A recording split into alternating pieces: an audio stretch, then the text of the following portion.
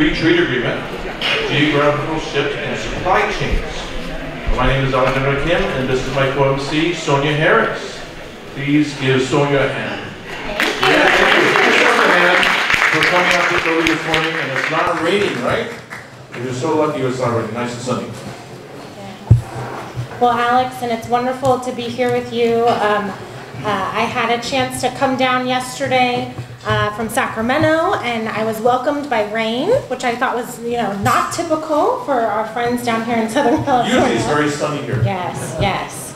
And excited to be here with you. For those that don't know, Alex Kim is founder and principal of Three Kings Public Affairs, where he gets to support, yes, yay! Where he gets to support government, business, community organizations, and really trying to help those entities better connect with whomever they'd like to. So whether that be government officials or helping organizations reach deeply into communities. His background, more than 20 years serving a variety of elected officials, all the way from Governor Schwarzenegger to the mayor of Los Angeles, as well as moved into other places and spaces to represent community with SoCal Gas, and as well as state elected officials in the legislature. Thank you, Sonia, for that gracious introduction. And I want to introduce my co-MC, Sonia Harris. She's the CEO of Sage Strategies. As an executive level strategist who brings over 15 years of state government experience in the short and long-term planning with executive campaign oversight, program development, risk management, and leadership enhancement. Under Governor Gavin Newsom and Governor Jerry Brown, Sonia was responsible for stepping into high-profile, high-risk initiatives to ensure that they met their legislative mandates on time, on budget, with positive outcomes to share. Since founding Sage Strategies, she has led Governor Newsom's highest priority outreach and education campaigns, such as the Census 2020, Vaccinate All 58, and Listos, California. She advised Fortune 500 companies on public affairs strategies and built strategic plans for large-scale nonprofit efforts. So thank all of you for coming this morning. And thank you, Consul General's in the house. And we have Korea. Thank you so much for coming. And we will start the program. Okay, we will begin the program with my fellow Pepperdine alum, Guy Fox. He is the chairman of the board of International Seafarers Center at the ports of Long Beach and Los Angeles. Please welcome Guy Fox to the stage. Give him a hand.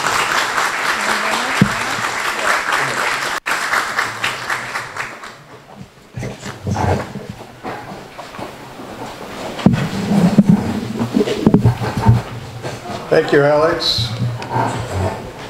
Consul General Cam, Special Representative from Victor Bond from the U.S. Trade Representative, and fellow people, my wonderful friends from all over the place. Anyhow, I'd like to welcome everybody to this great event. But I'd like to also introduce our committee members that have put this together. And if the committee members, as I mentioned your name, if you would stand up and just wave your hand a little bit, that would be great. Andrew Park, our vice chair. Janet Burke. Where's Janet? There she is. Bob Chung. Andrew C.O., Alexander Kim, Council Shea, Paul Smith, Jim Mayfield. Jim is not here today because he's ill, but Jim is a great guy, and he helped us with our registration, with the U.S. Department of Commerce. Justin Jew, Dr. An, J.J. Kim,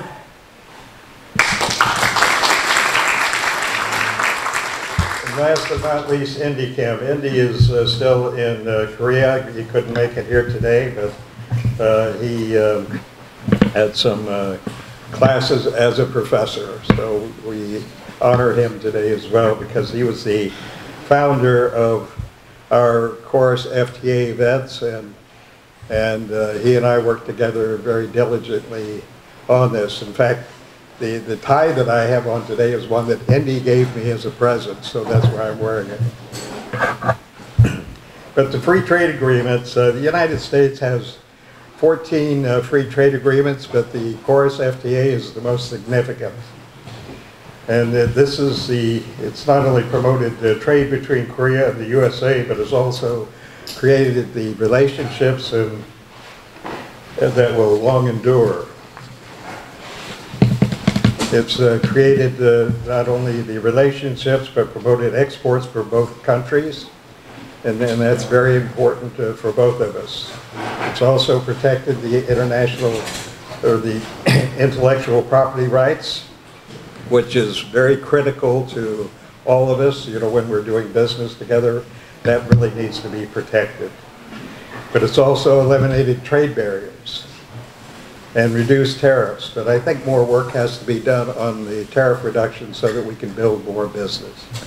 In fact, I've often mentioned that here in the United States, if we had some export tax credits, that it might promote more manufacturing in the United States and promote more export business. And also we have cross-cultural education. All the universities are doing cross-cultural education. We exchange students and what have you. That creates the relationships and the partnerships that we need to make this free trade agreement work. But understanding how we do business is very important, both in Korea and the United States. You know, we do business in different ways. We have different cultures, so we need to recognize and respect that. And we create partnerships, you know, such as recently the shipbuilding process. We're using Korean technology with American labor here in the United States to create shipbuilding in the United States using the Korean technology. And also, last but not least, tourism. That's a very, very big thing. And people seem to forget tourism, but it brings people to and from Korea.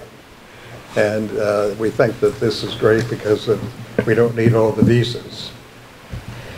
The Korea Free Trade Agreement was implemented on March 15th, 2012. And this is the 12th anniversary. We didn't do the 10th anniversary because of COVID. So that's why we're here today. Now with the shifting supply chain, as we all know, we have some issues with China. And where does cargo go? We just can't seem to get our arms around what we really want to do. But my suggestion is that we use Korea as a hub or a gateway to Asia. Now we can do that because manufacturing is moving to different areas of Asia. So we need to focus on how we can get cargo to and from those different ports. Okay, sorry. Can you hear me? Okay, sorry.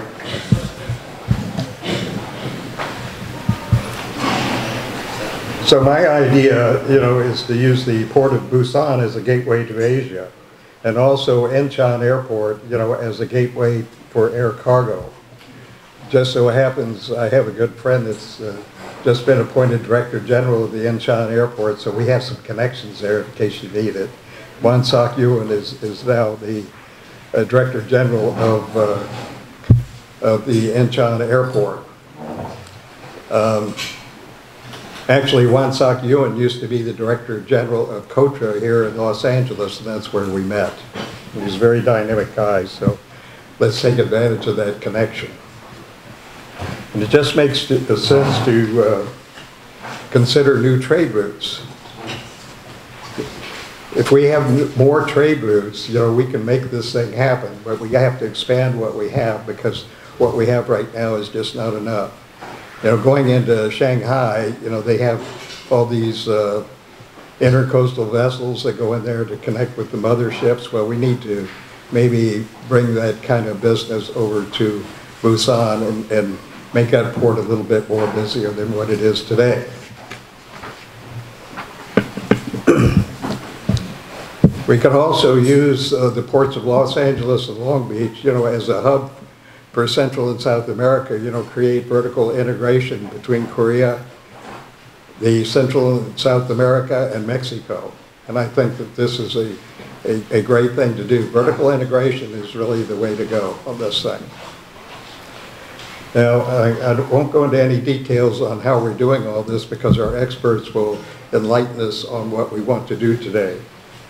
But the big thing is, I want to remind everybody of my shipbuilding process here, which is relationships, the most important thing in business that brings people together, makes things happen.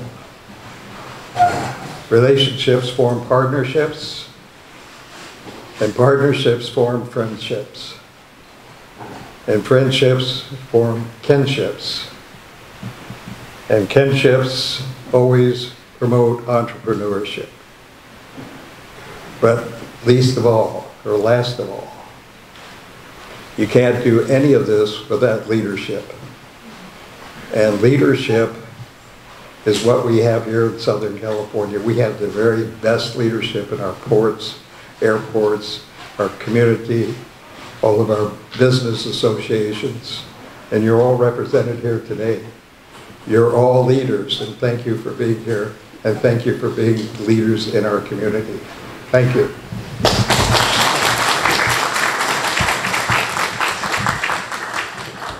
Thank you so much, Guy. Let's give another warm round of applause. I've known Guy for almost 30 years. For the City of LA as a Ports Commissioner. Yes, and if we could, Guy, before you sit down, we'll have Consul General, please. Yeah, Consul General Youngwon Kim, please come up to the stage. Yes, and Robert Chung. Yeah. Robert Chung for KACTS, Korean American Customs Trade Forum Study. Yes, we're so excited. Robert is representing the steering committee today with over 40 years in a variety of industries, a leader in supply chain logistics, pharmaceuticals, and the list goes on. So, Robert, I think we have a special presentation for Guy that we would love to have this morning. Yeah, Mr. Guy Fox, why don't you come over here and then... Give him a second, yeah.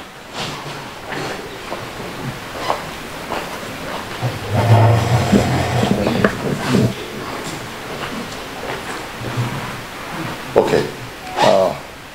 Certificate of Appreciation number 2024-004 presented to Guy Fox, International Seafarers Center, Port of Long Beach and Los Angeles, Chairman of the Board. In recognition of your support and dedication in successfully implementing KORUS FTA and promoting trade between the Republic of Korea, the United States of America, we are truly grateful for your hard work and commitment. March 7, 2024, Youngwon Kim, Consulate General of the Republic of Korea in Los Angeles.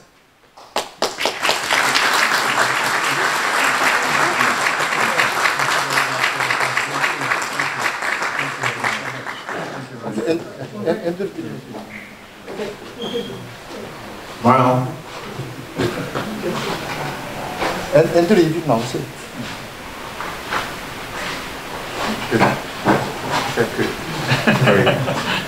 Another round of applause for Mr. Guy Fox. Yes. And Consul General, if we could stay up on stage. Oh, Flower. we have more flower. You have flower here. Wow, guys, it's flowers. Thank you so much. So, let me introduce on a microphone. Let me introduce our Consul General of the Republic of Korea, the Korean diplomat starting in 1993 when he joined the Foreign Ministry. He worked at various ministries in the Korean government. Unification Ministry, Office of the Government Policy Coordination, etc., including the Prime Minister's Office. And prior to his current post as a Consul General in Los Angeles, he served as Director General for National Security and Foreign Policy at the Prime Minister's Office. Please give a warm round of applause for our Consul General, Young Won Kim.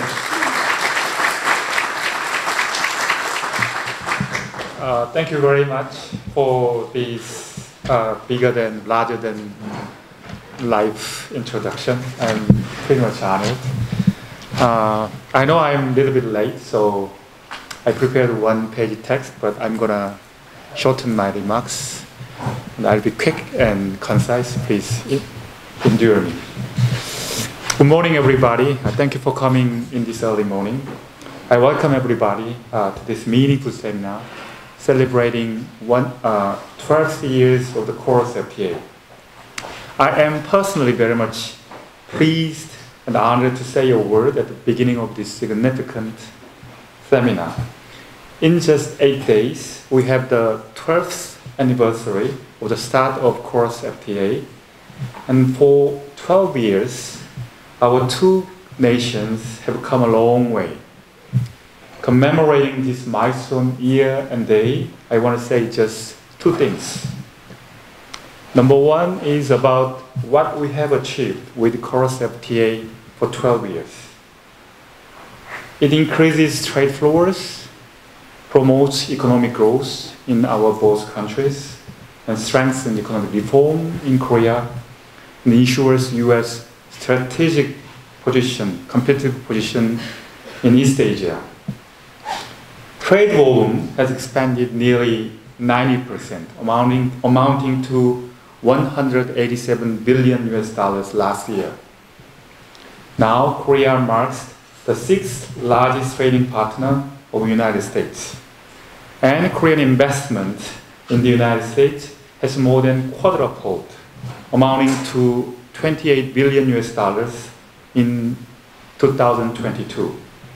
It has been a win-win deal and continues to benefit our two peoples and our economies. In this vein, I suggest we give a big round of applause to our business people, policymakers, leaders, administrators, and most importantly, our two peoples who have made every effort to make Chorus FTA being successful. The second thing I want to say is about what does it mean in the future. The Chorus FTA, what does it mean? What we can and will do for another 12 years. We all know our military alliance has broadened into a true global strategic partnership with collaboration in economy, cutting-edge technology, and culture, which was testified by last year's President Yoon's state visit to DC. And I believe Chorus FTA plays and will do the most important role in sustaining our strategic partnership. By boosting economic ties and broadening and modernizing our ironclad alliance, Chorus FTA continues to work another pillar of our alliance, as our mutual defense treaty has been for the last 70 years. Furthermore, Chorus FTA, I believe, is one of the guidelines for us to navigate through all the challenges and uncertainties around us. In these ever-changing geo-economic landscapes with geographical shift in global supply chains and the emerging of economic blocs, Chorus FTA proves itself as an important mechanism for our two nations to work together. It has been a high standard deal, comprehensive agreement addressing tariffs and non-tariffs measures, includes strongest intellectual property protection and features enforceable labor and environment provisions.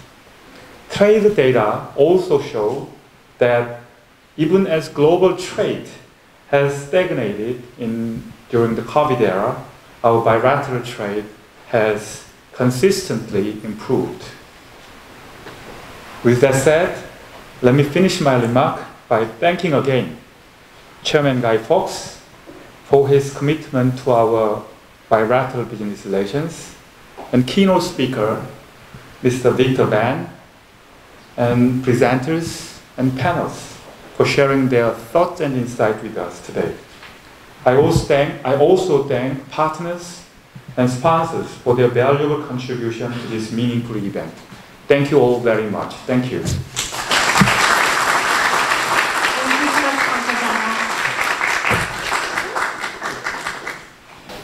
Thanks, Alex. We also want to acknowledge Mayor Pro Tem Fred Jung. Oh, it's coming in right yes, now. With fashion. Look at this. Let's give a round of applause. Yes. Vice Mayor Fred Jung in the house. It's like he was on cue. That was all planned, everybody. Coming in. So Vice Mayor Fred Jung, come up to the stage, and we're going to give congratulatory remarks on behalf of the City of Fullerton. And you are in the City of Fullerton, by the way, so thank you so much. If it wasn't for Vice Mayor Jung, this event would not be possible. So let's give another round of applause for Vice Mayor Fred Jung. Oh, you call the devil and the devil appears, I suppose. You know, I want to thank everybody for attending. This is an incredible crowd, and I certainly appreciate you gracing our City of Fullerton. The world as we know it, technology has gotten so aggressively forward-thinking. We all have to move or try and keep up with the pace of that. What it's done is it's created an opportunity for us all to be closer. And that the things that happen in the US have remarkable repercussions worldwide. In particular, Asia right now is experiencing a recession. The recession here in this country has been fairly limited. It's actually been much less than what all of us have projected. And we can assist one another in terms of mitigating kinds of negative economic effects by promoting trade. And that's always been the economic engine for the world, for the history of it. So I value each and every one of you for being here today to try and find paths forward where we can not only unite in terms of economic interests, but political interests as well. Thank you very much for being in Fullerton. Thank you so much, Vice Mayor. Oh, you could bring the microphone here. Yeah, we'll just keep it here. Great. Yes. Less walking. All right, less walking. Thank you so much. Okay, next up we'll have congratulatory remarks. We have 3 videos, starting with Congressmember Young Kim of the 40th District. And she is represented by Abigail Hoffman. Please stand up stage. Yeah, thank you so much for coming, for representing Congressmember Young Kim. She is busy representing her constituents in Washington, D.C. So let's hear some remarks from Congressmember Young Kim. Video? Sorry. Audio. It's mine. Hello, I'm Congresswoman Young Kim of California's 40th District. It's my pleasure to welcome everyone as we celebrate the 12th anniversary of the Korea-US Free Trade Agreement. I'd like to thank the Los Angeles Consulate General of the Republic of Korea, the Korean American Customs Trade Study Group, and the City of Fullerton for hosting today's event as we look back at the many accomplishments of the KORUS FTA and examine its future challenges and reaffirm our shared interests.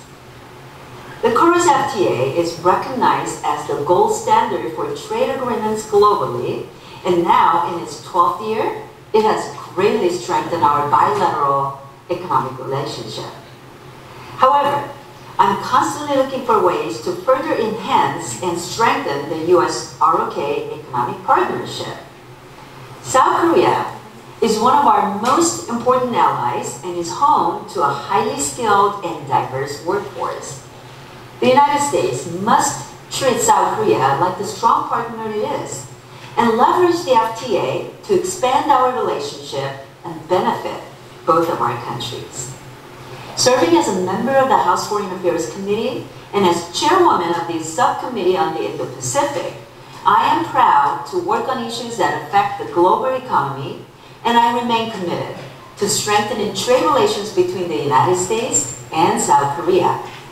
As one of the first Korean American women to serve in Congress, I am honored to work with you, and I'm so grateful for your dedicated efforts. Thank you, and I wish you best wishes and successful event. Hello, I'm Congresswoman. All right, let's give it a warm round of applause for Young Kim, so she's here all over DC. The next video is from Congressmember Michelle Steele.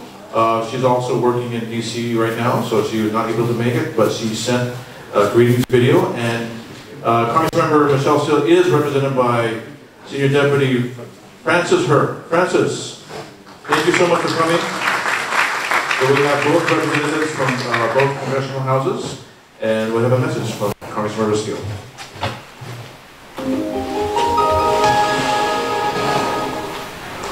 Hi, I'm Congresswoman Michelle Steele. I'm sorry I cannot join you in person today, but I'm glad to send you all this message.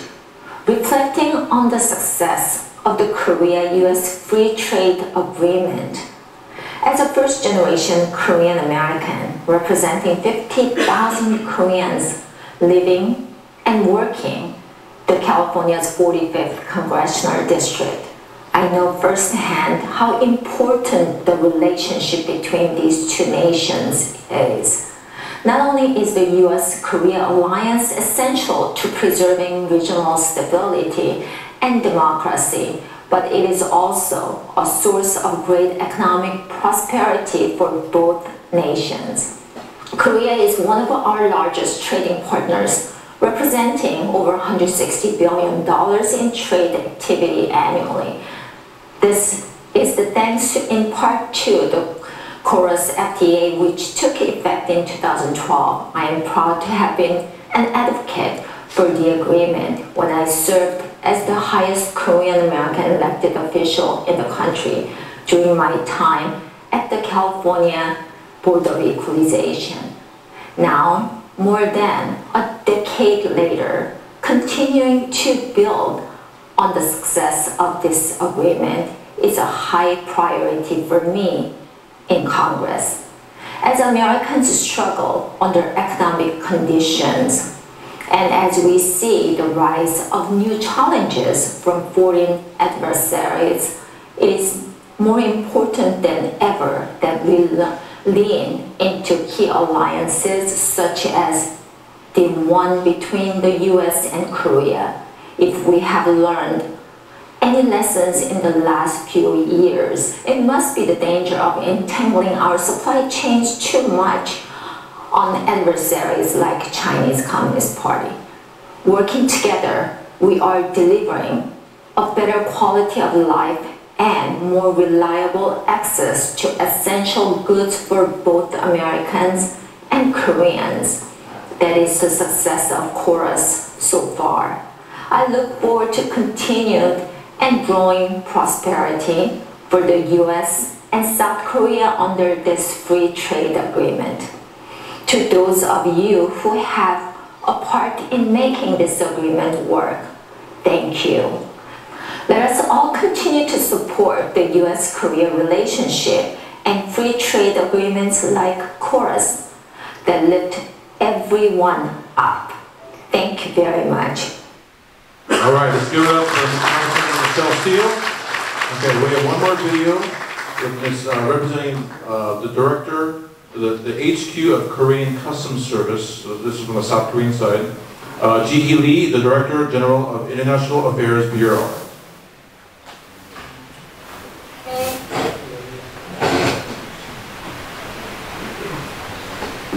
My name is Kim Lee, Director General of International Affairs Bureau at the Korean Customs Service. It's a great honor for me to deliver this message on the 12th anniversary of the KORUS FTA, which began on March 15, 2012. Reflecting on my time as a customs attaché in Los Angeles 8 years ago, I have great memories of working together with both government and the private sector to enhance the use of the KORUS FTA. It was truly remarkable. Seeing the continued partnership to celebrate this significant occasion today fills me with a unique sense of pride. In my role now, responsible for overseeing the FTA implementation in Korea, I vividly recall the eagerness and dedication from both the government and private sectors toward making the most of the FTA. Over the last 20 years, Korea has entered into 21 free trade agreements with different countries. Among these, the KORUS FTA is particularly notable for significantly boosting trade between our two countries, benefiting businesses on both sides. This achievement is thanks to the dedicated cooperation among traders, government bodies like ours, and both public and private organizations over these 12 years. I want to thank everyone involved for their tireless efforts in making the FTA work so well. I truly hope the KORUS FTA will continue to grow and serve the best interests of both our countries. Congratulations once again on the 12th anniversary of the KORUS FTA. I wish you all happiness and ongoing success. Thank you.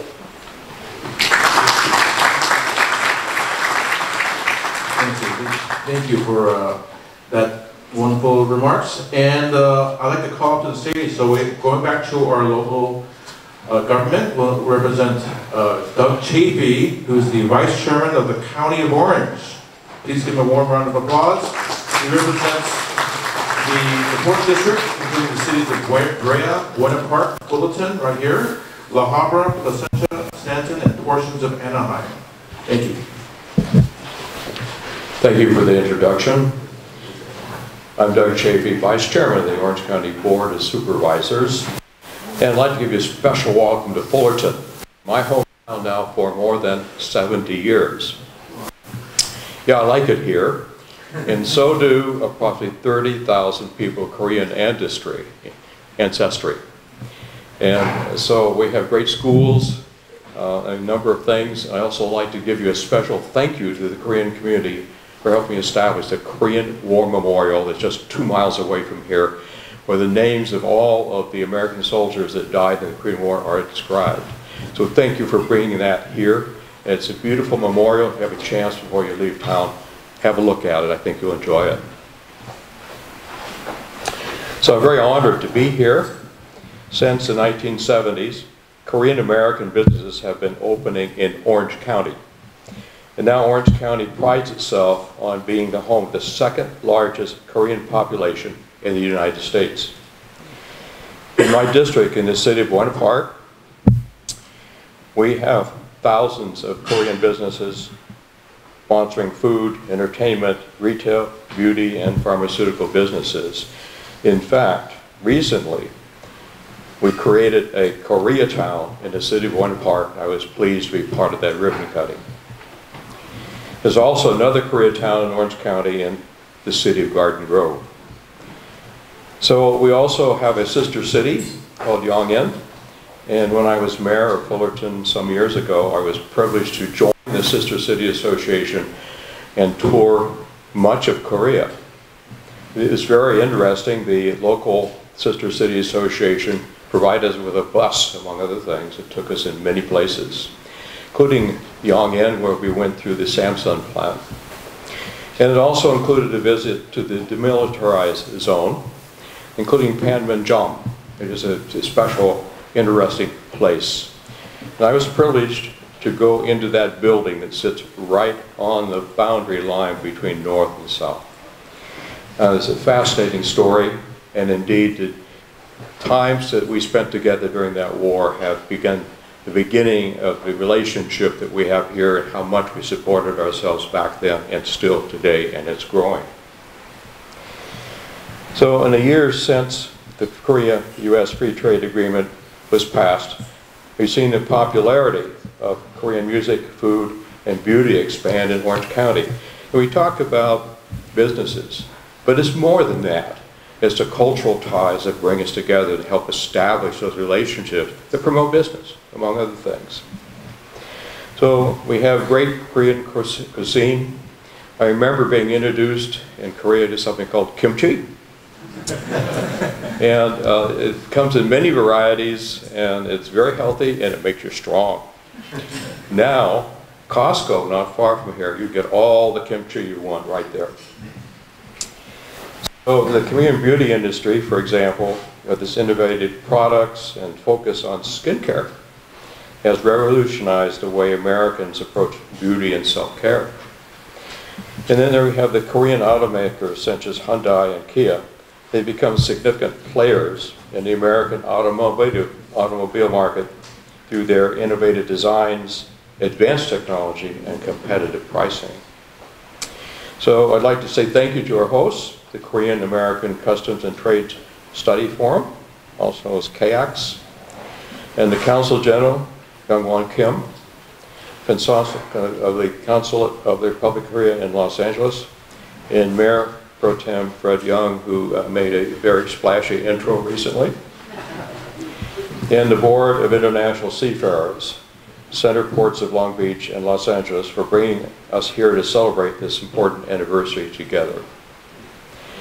The Korean-United States Free Trade Agreement is not only a symbol of economic partnership, but a bridge that brings communities closer and demonstrates the shared benefits that arise from this cultural exchange. Look forward to building upon the foundation of friendship and collaboration and striving for a better future for our nations and communities grow stronger together. We surely will. So thank all of you for inviting me here today. All right, let's give it up for Vice Chairman Brett Chafee. Thank you so much for your remarks, your support for the Korean American community. And also, so we're going to go to the other local government folks. They're going to start off with Buena Park that was mentioned about Koreatown. Mayor Susan Sunny and Vice Mayor Joyce Ahn, would you like to come up and give a few remarks? Please give it up for the Buena Park officials.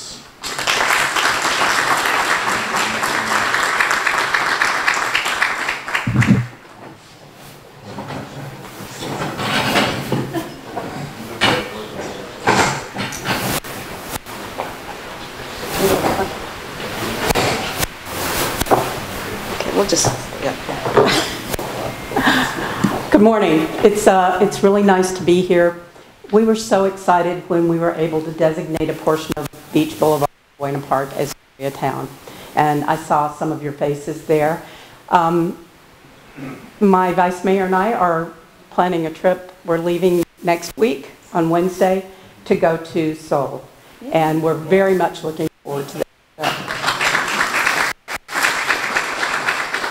As was mentioned, we have quite a few Korean American businesses in Buena Park, and they're very important to the well-being of our city. And so ensuring that our trade relations with South Korea are always at their best is something that is a top priority to us to ensure that we both do very well in the future. So thank you for having us, and I'll turn it over to my vice mayor. Hello everyone, 안녕하세요. And Chino will say 안녕하세요 too.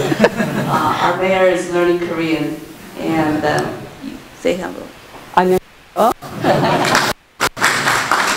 감사합니다. So, as you all know, when you go to a foreign country, there are a few sentences that you gotta know, like where's the restroom, and it's too expensive, give me better price. Okay, so we're teaching her all those key words, but that said, We are really excited to be here. Thank you so much for inviting us, and we want to share a little bit of our story in Buena Park. I think most of you know that out of Orange County, the 34 cities, I believe, Buena Park has the most number of residents who are from South Korea. And I think the number is like over 12,000 and growing. We have like nearly 1,000 Korean-owned businesses in the city of Buena Park, starting with the Source Mall and a whole bunch of retail outlets and service companies, and including the Orange County Korean American Chamber of Commerce. Thank you for moving to Buena Park. But that said, with the beginning of Buena Park Koreatown designation last year, that was just timely for the Hansang Expo, the World Expo that the Korean American Chamber of Commerce hosted in Anaheim.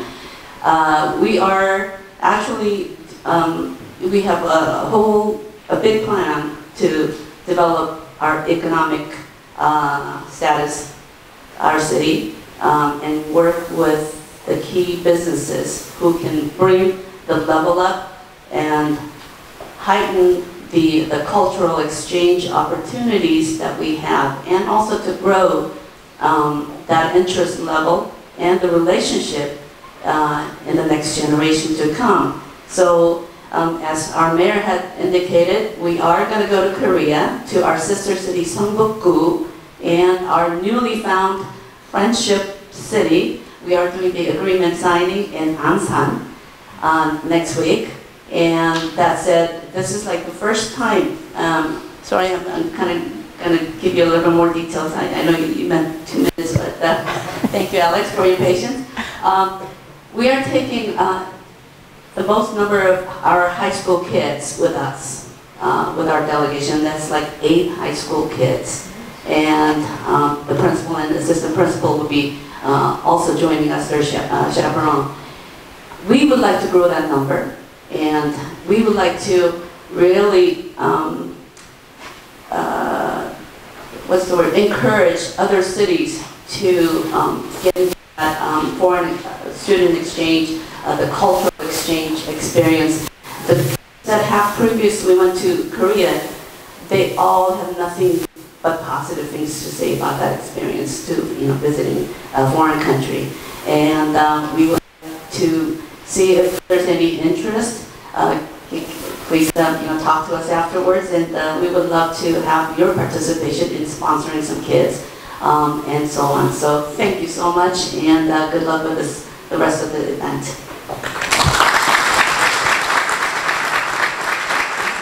Thank you so much, Mayor Sonny, Vice Mayor Joy-san. Let's give it up again for the representation for Buena Park and forming a new Koreatown. Let's call up the stage Councilmember Tammy Kim of the City of Irvine. Can you come up? And also, is City Garden Cindy Tran here? Cindy Tran? Okay, just making sure that she's here.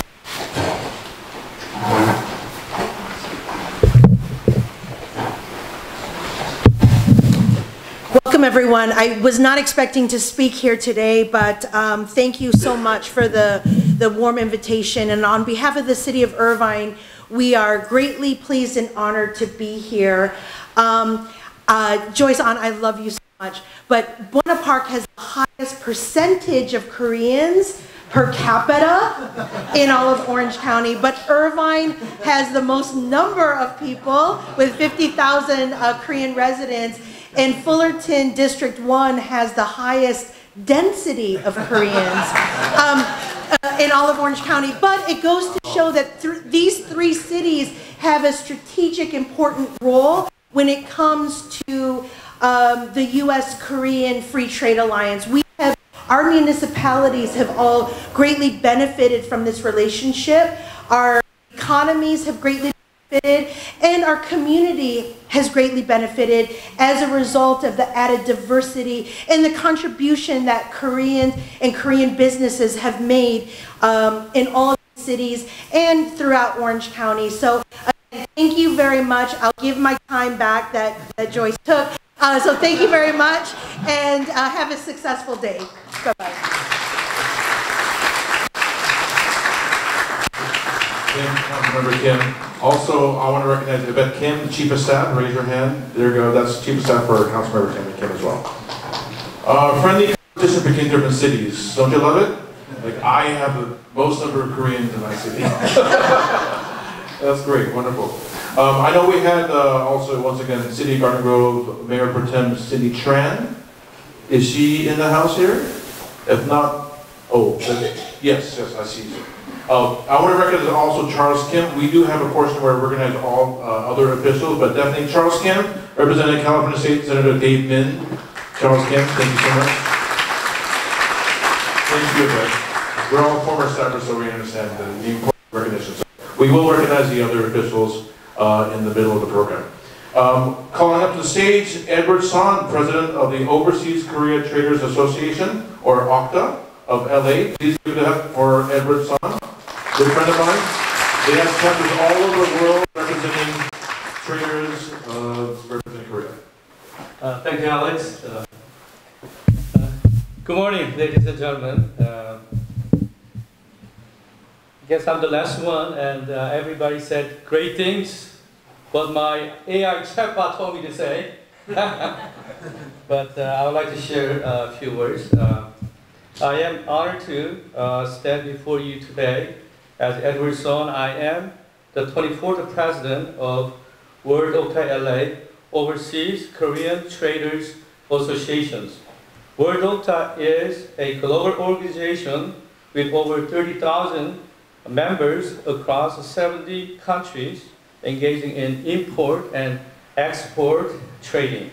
As we commemorate the 12th anniversary of the KOROS FTA, we are proud of the substantial economic growth it has brought to both of our nations. The KOROS FTA served as cornerstone for strengthening the economic partnership and enhancing the cooperation between Korea and the United States. It has facilitated increase in bilateral trade and investments, creating new opportunities for businesses and individuals on both sides. This momentous agreement has not only contributed to the economic prosperity of the two nations, but has also underscored its importance in fostering international peace and stability, as reflect on the profound impact and the collaborative efforts that have shaped success of KOROS FTA. We are reminded of enduring alliance between Korea and the United States. The commitment to upholding and nurturing this close partnership remains crucial for continued advancement and prosperity of all our nations. Before I conclude, I'd like to use World OCTA Chairman Arthur Youngjun Lee, his accomplishments, his leadership and dedication to passage of the Korea Free Trade U.S. FTA is commendable. And please rise and be recognized, Mr. Lee. Yeah. You see, this is memorable that we invited our OCTA hosted the event about 12 years ago after passage of the FTA. And Sung Kim, U.S. Ambassador, and Han Deuk-soo, Korea Ambassador, joined our event. Thank you very much. 감사합니다. Wonderful moment as well. And I do have a little bit of a special request. We have a few friends that are here from the media, and we're so grateful that you've decided to cover this important topic. But we also do have some officials that we would like to ask you to stop recording for 2 presentations today. So I'll go ahead and ask you to turn off the videos and then remove your microphones from the podium, again, for our keynote presentation. And I think while you're coming up to remove the microphones and turn them off, this is an off-the-record presentation and keynote.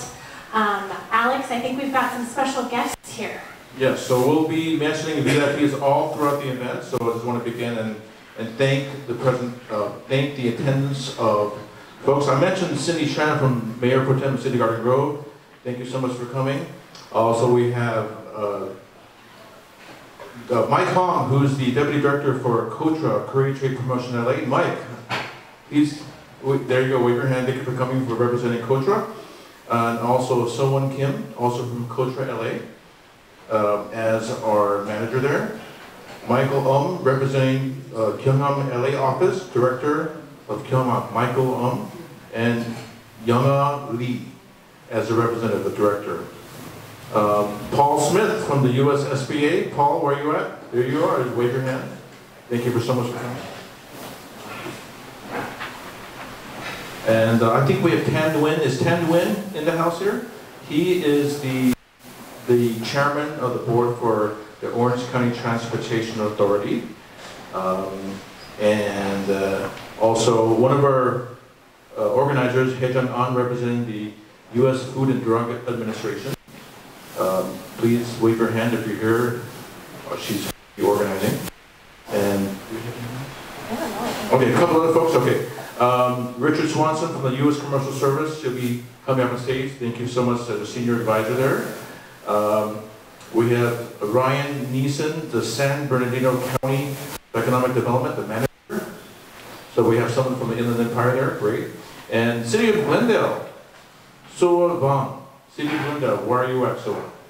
Oh, there you are, right in the back. Thank you so much for coming, representing the City of Glendale as a Deputy Director of Economic Development. Yeji Maurer from UC Irvine. Oh, UC Irvine, yeah, Yeji, how you doing? Kelsey Lee also from UC Irvine, and they're part of the School of Humanities, helping out with the critical studies of Korean development. I think I messed that up. CCS, right? So anything with UC Irvine, please talk to them. And yeah, so I'll continue. Oh, one more. Karen Espinoza Cabral from San Bernardino County of Economic Development also. Thank you so much for coming as well. So we will continue. Sonia, with so before we bring up the next speaker, I'd like to highlight a few more folks from the government side. A few of our city, I see in the house here, Aaron France, City Manager for the City of Buena Park. Thank you so much for coming, raise your hand. Also from the City of Anaheim, we have Sant Gunanian, representing the City of Anaheim Economic Development Department. So if anything with Anaheim, speak to Sant there. Disneyland and other things. We have also from the City of Los Angeles, Office of the Mayor, Karen Bass, Christine Peterson. She is the Director of International Trade for the City of Los Angeles. They have a great trade relationship with the City of Busan, so it's wonderful. And a few folks from, a couple of folks I failed to mention from UC Irvine. I'm so sorry. This is my alma mater, UC Irvine, so this is important. Leonard Lane, Professor of Strategy from the UC Irvine Paul Merage School of Business. You're here. He is here, so probably went to the restroom.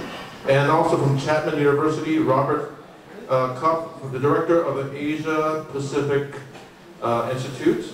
We have Chapman University in the house. Also, lastly, we have not only our Korean representatives, but we also have also other countries that are representing here as well.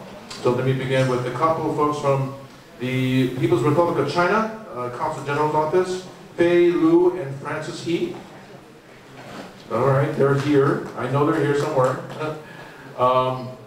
From the Consul General of Israel, Director of Economic Affairs, Enrique Braces. All right, these are people that RSVP.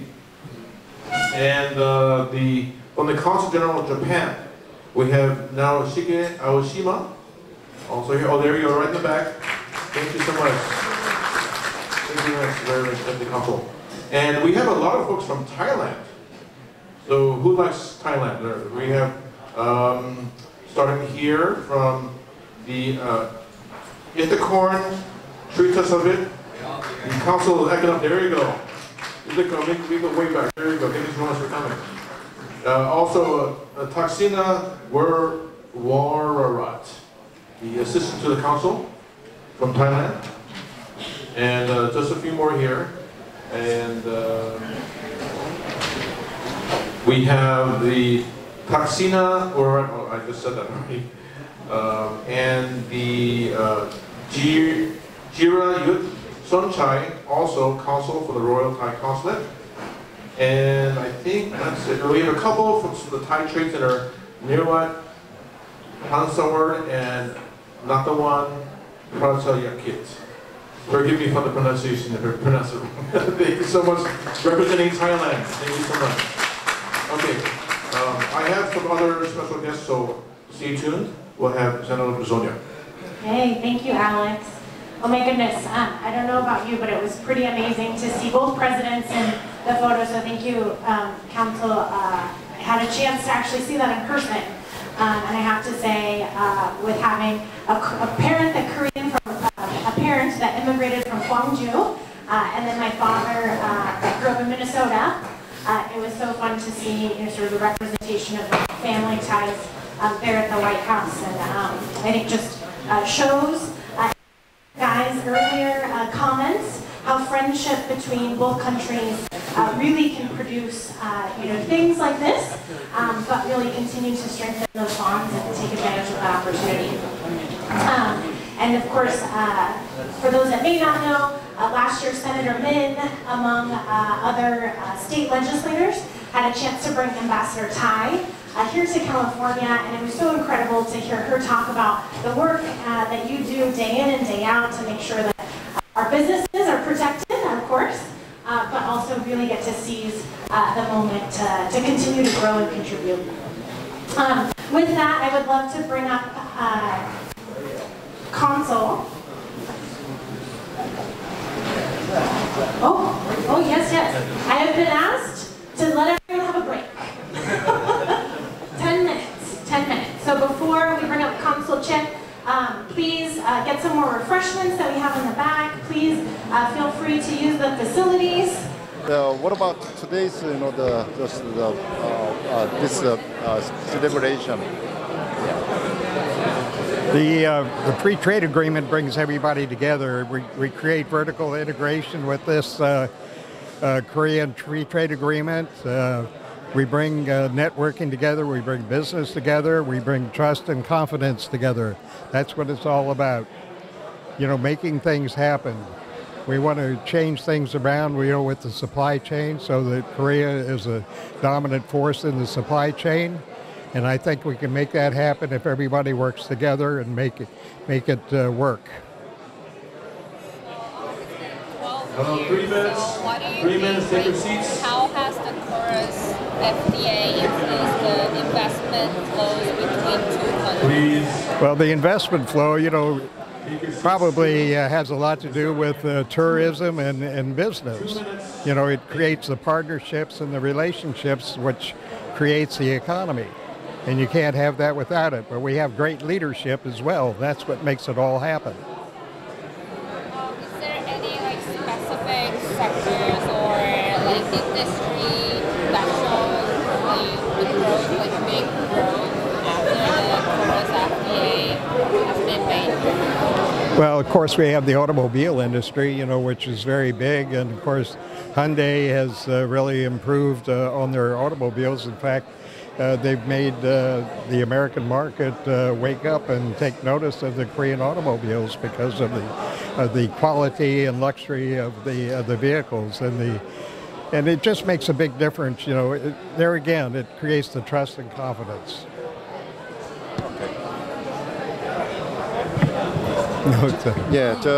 이런 기회를 통해서 어떻게든지 한국하고 미국이 늘 함께하고 또 같이 이 발전하는 데에 저희들이 도움이 되는 그런 그 행사가 됐으면 참 되기를 바라고요.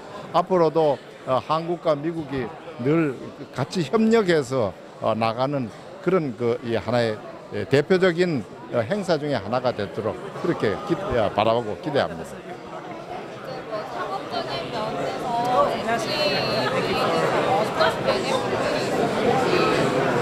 면에서 우선 첫째로 그 무역이 지금 이 자유무역을 우리는 한국은 해야만 되는데 이 FTA를 통해서 한국과 미국의 이 교역량 자체가 85% 정도가 증가됐다는 아주 좋은 소식이 있고, 또 나아가서도 우리 한국의 대미국의 영향력 자체가 전과 다르게 이제는 수출 유기국으로 다가왔다는 게 정말 저희들로서는 자랑스러운 그런 내용입니다.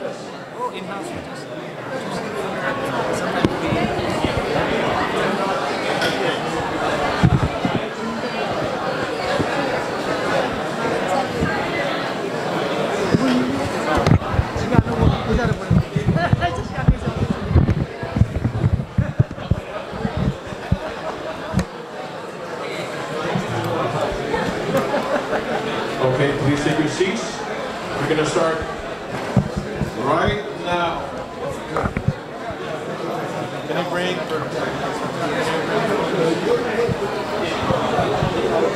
Alex, there's nothing better when you hear laughter and see smiles at one of these events. Yes. Can you ask the Korean Chamber to come up to the stage? Korean Chamber of Commerce, Jim Koo and Sean Rowe, please come up to the stage. It wouldn't be a community event if we didn't have surprises along the way.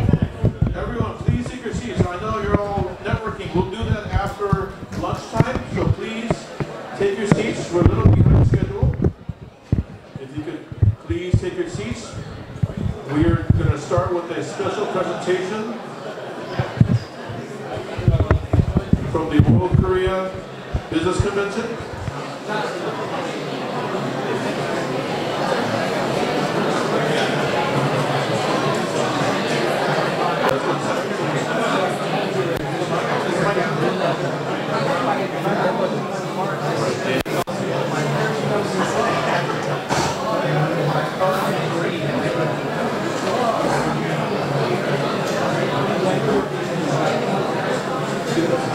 I think they're asking for elected officials.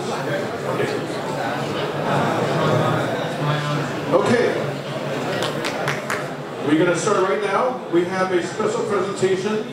This was not part of the program, a nice surprise from the Korean American Chamber of Commerce of Orange County. This is the World Korea Business Convention. This happened a few months ago in Anaheim. We had over 15,000 participants come to the city of Anaheim to host a great convention, inviting different Korean American businesses from Korea, from all over the country. And we have a special appreciation. We hereby honor Guy Fox in heartfelt appreciation from the WKBC Organizing Committee for your exceptional support and dedication during the 2023 WKBC Harbor Tour. Your efforts and expertise significantly contributed to the event's success. Thank you for your invaluable assistance and commitment. Signed, Byung-Goo Hwang, WKBC Organizing Committee Chairman, presented by KACCOC current President Jim Koo. Please come up to the stage, Guy. Give a warm round of applause for Guy Fox, co-presented by Sean Rowe, past president, and President Jim Koo. All right, this is photo time. Give us your best smile. JJ Kim. We have one more presentation after this, and then we'll start the show, okay?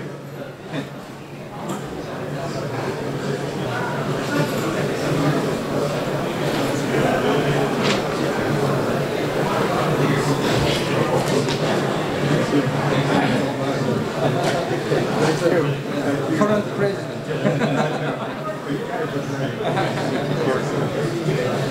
Yes. Okay. We also have the same award. In reference with, we'll skip the presentation, but the same award we want to give to Janet Burke. Janet Burke, please come to the stage. Give her a hand for helping out so much with the World Korea Business Convention, and heartfelt appreciation for all of your work, for helping out on the Harbor Tour and other events please take a picture, take a photo.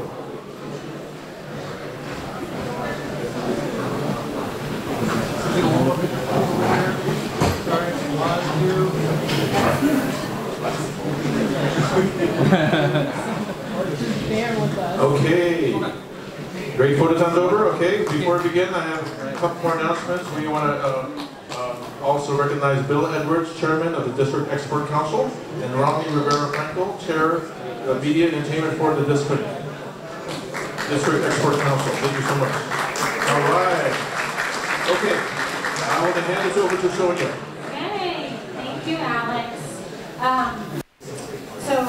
Returning to some of the special presentations that we have today, we've got a series of incredible presenters, speakers, experts here with us. And the first that we'd like to bring up is Consul Bong Yu Che to talk about the era of the supply chain shift and help us with some analysis and trade statistics. He has a wealth of experience, formerly with Korea Customs Service, Chief Secretary to the Commissioner, Director of International Inspection Division, and also the Director of the International Cooperation Division. So thank you so much for coming.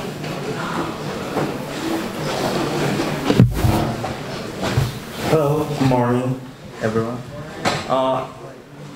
As a non-native speaker, it's really nervous thing to deliver a presentation in front of a lot of persons. So whatever I want, I'll speak whatever I want to say. So it's your responsibility to fully understand. Okay. Next slide. Totally different person, isn't it? This picture was taken 12 years ago when the Chorus FTA initiated. During the time, I gained weight like more than 30 pounds. And time flies, and you know, as I gained a lot of weight, Chorus FTA enriched Korean and US economy, I believe. Next slide. To diagnose these 12 years of Chorus FTA, let's talk about overall trade between Korea and the United States. Trade between Korea and US, 85.5. During that time, trade between Korea and world increased only 18.1%.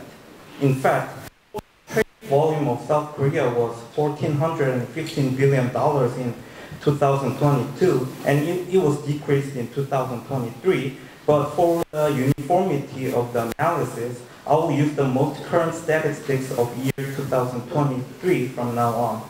This means for 12 years, during year 2011 and 2023, trade volume between Korea and the United States increased 4.5 times more than trade between Korea and other countries.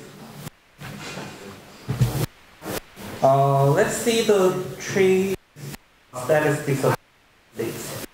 Trade between the United States and the world increased 38.3% for 12 years, while the trade in the United States increased 85.5%. This means trade volume between the United States and Korea increased 2.2 times more than trade volume between the United States and other countries. And the United States was the second biggest trade partner for Korea in 2011 and in 2023 after China. Korea was the 7th largest U.S. trade partner in 2011, but grew to the top 6 trade partner in 2023. From now on, I'll focus on the trade between each product under the umbrella of Chorus FTA. First product is motor cars. I want to say this is the product that has benefited the most from Chorus FTA. Comparing the trade volume between the two countries before FTA was roughly $1 billion, but it increased to $35 million last year. It means it increased more than 4 times for 12 years. During the same time, car trade between Korea and the world was increased only 86%.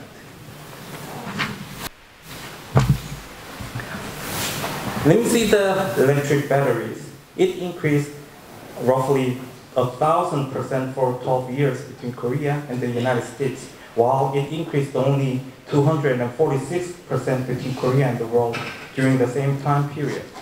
The trade volume increased a lot with the world, but the trade volume with the United States increased more tremendously.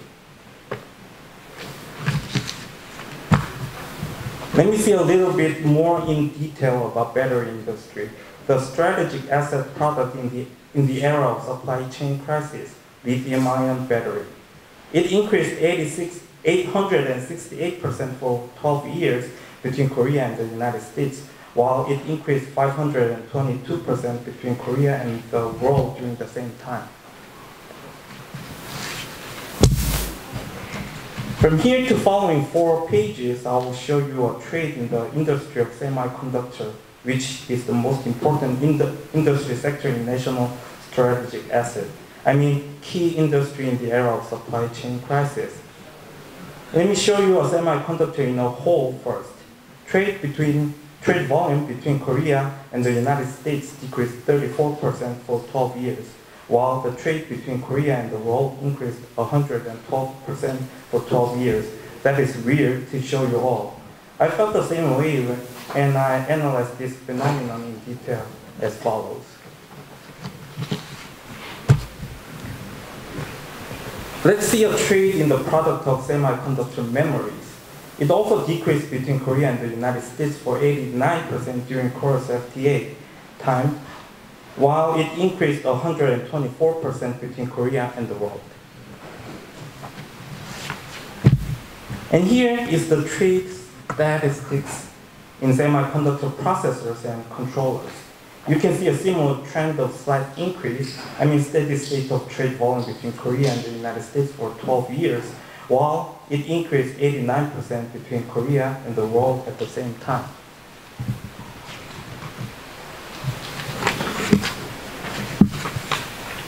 For the last industrial semiconductor, I analyzed the trade volume of machines for the manufacture of semiconductor.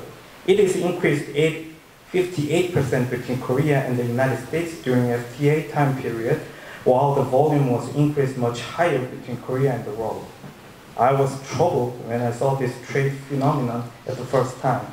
Semiconductor is the most important industry field to explain the strengthening of economic cooperation in the Korea's FTA, as it showed the opposite result.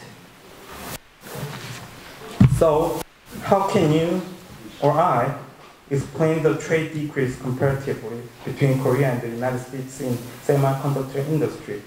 As you all might know, there was a semiconductor sales market recession in year 2022 and 2023, and it was hard time for Korean traders. But the recession alone does not explain the decrease because the trade volume between Korea and the world was increased. Yes, I lost a lot of money in Korean stock market because I invested a lot of money in Samsung Electronics and SK Hynix. The market is recovering this year, but not like 5 years ago.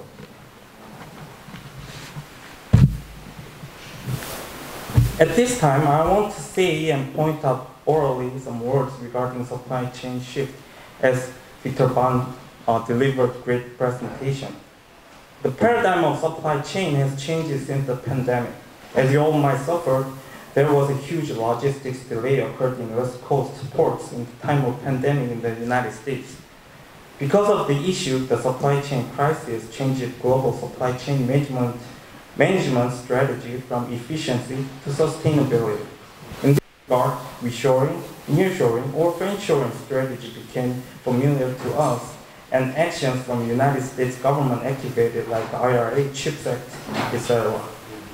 So the importance of cooperation between high-tech industries between the two countries has been increased so significantly in the industry of semiconductor, battery, and electric vehicle, etc.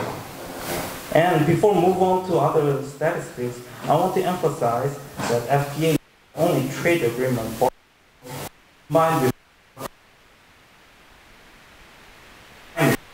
IT and so on. I can say that Korea's FTA is not a trade agreement alone, but it is an economic cooperation agreement and economic alliance between the two countries. Let me show you some different statistics.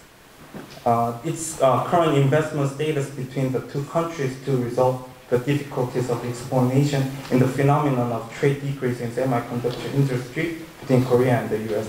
This can be an explanation, I believe. This graph shows the trend of foreign direct investment from Korea to the United States from 2014 to 2022. Korean FDI to the United States peaked $55.7 billion after Biden's administration, especially in the year of 2021 and 2022. And this picture is from the White House, and it shows FDI status in the United States. Not all points are from FDI from South Korea, but many points are investment projects being carried out by Korean companies. In addition to that, there's a lot of political messages from the summit.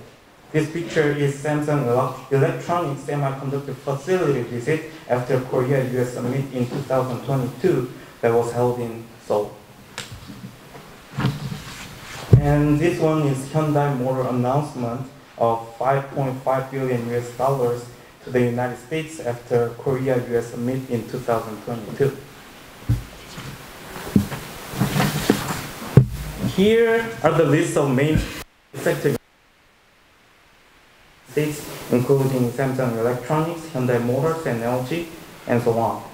And the investment industry area are semiconductor, clean energy, EV, and battery, and so on. I mean, investments from all included areas to the United States from Korean companies.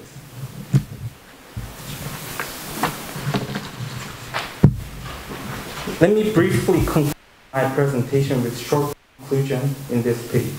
Korea became a major U.S. supply chain partner on the back of closer economic alliance with the increased trade and investment with KORUS FTA. KORUS FTA became a strong game changer for Korea and the United States trade and investment cooperation. And Korean companies will strengthen supply chain resilience with the United States as they act as a key high-tech industrial supply chains in the United States. As far as I know, our Q&A session will be after all the presentation is over. So if you have any questions on my presentation, please feel free to ask me after all the presenters done their good job. If you are Korean or Korean American and in Korean, please ask me in Korean. I can tell you more in detail. I can speak in Korean because I'm not a native speaker. Thank you.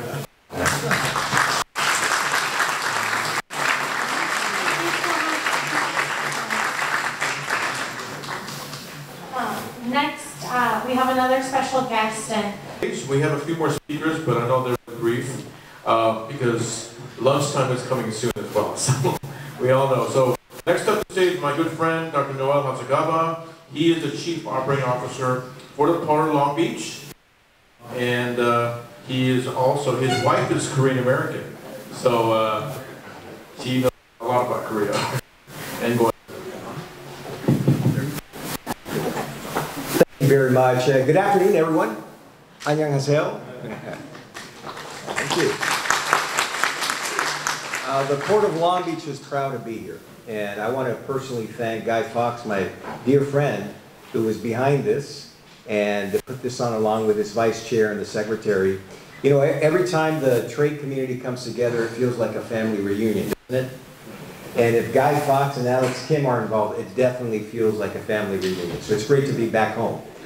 I'm going to spend just a few moments talking about KORUS and how it has positively impacted trade at the Port of Long Beach. And you'll hear from my colleague Chris Chase in a moment. And I think he would agree with me 100% that both ports in Southern California have benefited greatly from KORUS. And as Alex said, I have personally benefited from KORUS because I married a Korean woman. So we're strengthening that agreement day by day by day. You know, and I think the mic just, there we go.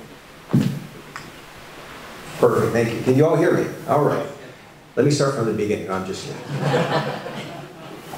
You know, at the Port of Long Beach, we recognize that we're just a part of a broader supply chain. And I was refreshed by hearing Special Counsel Bond's commentary on what USTR is doing as it relates to the resiliency of supply chains.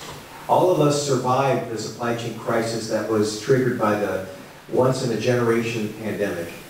And to be honest with you, before the pandemic and the supply chain crisis, ports for the most part were invisible. No one really thought about ports.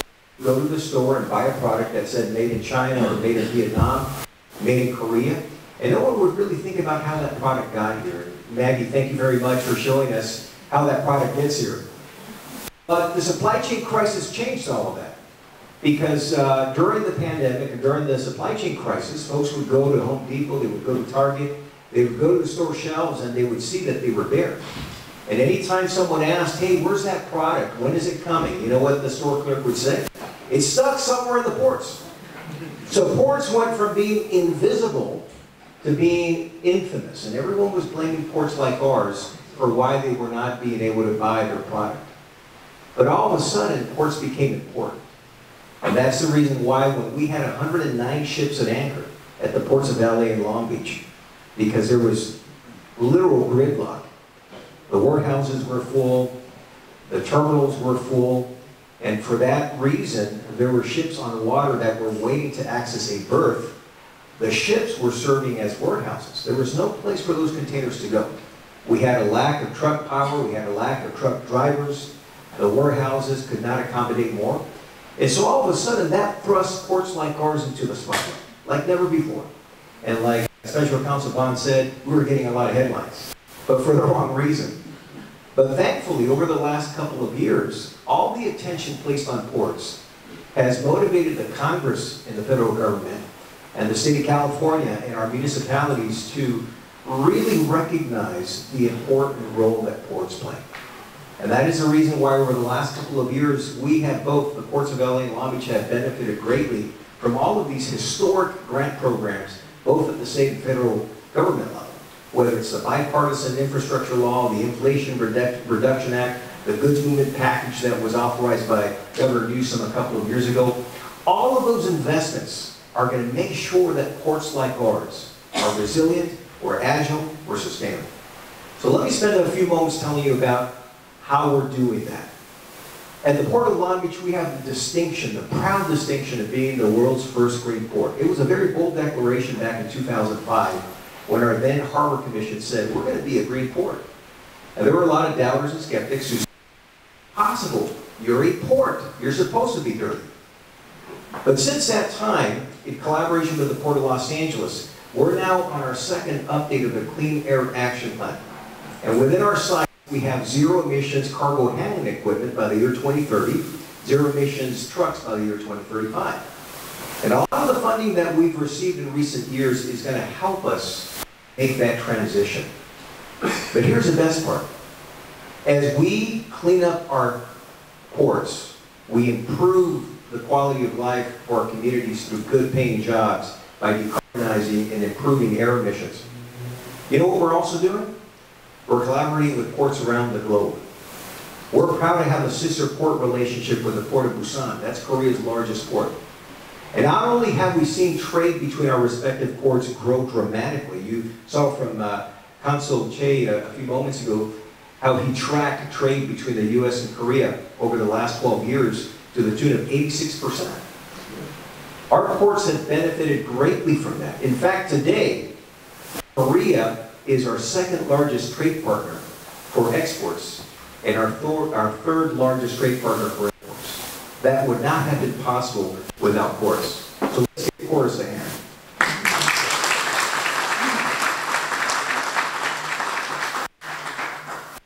As I was reflecting on the comments by the special counsel, if free trade agreements are the infrastructure that facilitate trade, ports and supply chain are the vehicles. And when you get the two together and there's coordination between the two, then there is truly economic prosperity. Lastly, as we build out our infrastructure, and we build the ports of the future to ensure that we're facilitating trade so that we can generate those good paying jobs, so that all of our surrounding communities, whether it's Long Beach, Los Angeles, Buena Park, Fullerton, Garden Grove, I hope I'm not missing any other city here locally. But as we look at the positive economic impact, this is truly why we celebrate agreements like ports. So again, on behalf of the Port of Long Beach, thank you so much for allowing us to be part of this important celebration. I want to introduce my colleague Joe Perler from the Port of Long Beach, who's with me today. And I want to thank my colleague from the Port of Los Angeles, Chris Chase, for letting me get ahead of him, because I have to make my way back to Long Beach for a meeting. So thank you so much. Enjoy the rest of the conference.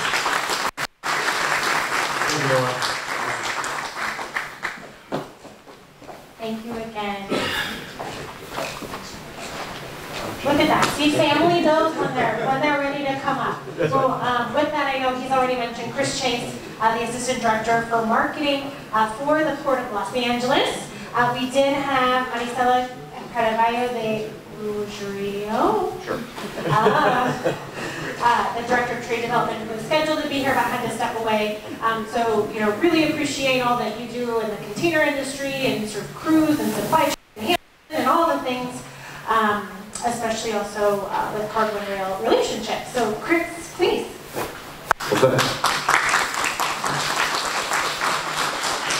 Thank you very much, everybody. It's a pleasure to be here. As my President Noel was mentioning, it's very exciting for the ports to be here. We love doing this. We love talking about what we do, and more importantly, we love talking about trade. I have an interesting connection. I'm actually standing here today because my first job out of college was with Hanjin Shipping, a Korean shipping line many years ago that I worked for. Started back in 1995 with them, so started my logistics career that way. So very, very popular and important thing in my life was doing that. So Noel went through greatly, but just as a reminder to everybody, look inside, right-hand side, Port of Long Beach, left-hand side, Port of Los Angeles. That line we drew down the middle is actually technically the dividing line between the two. For those of you who don't remember the history as well, the middle of the two ports was actually divided by the U.S. Navy for about 85 years. So that people often ask, why are there two? And the answer is really the U.S. Navy and politics. So with that, both ports, we're a landlord. So we're building, we're creating, and then we're bringing people in to do the heavy lifting. And in our case, it's a lot of heavy lifting. But we're really ingrained in all of this is trying to bring more and more trade, both import and export, through our areas. And as I'll cover today, very similar to what Noel was talking about, we're doing this, but we need to do it better than we've done it in the past. And reaction and getting ahead of whatever's next coming at us. And of course, the environmental segment, which is so critical for all the future of all of us who want to do trade between two great nations.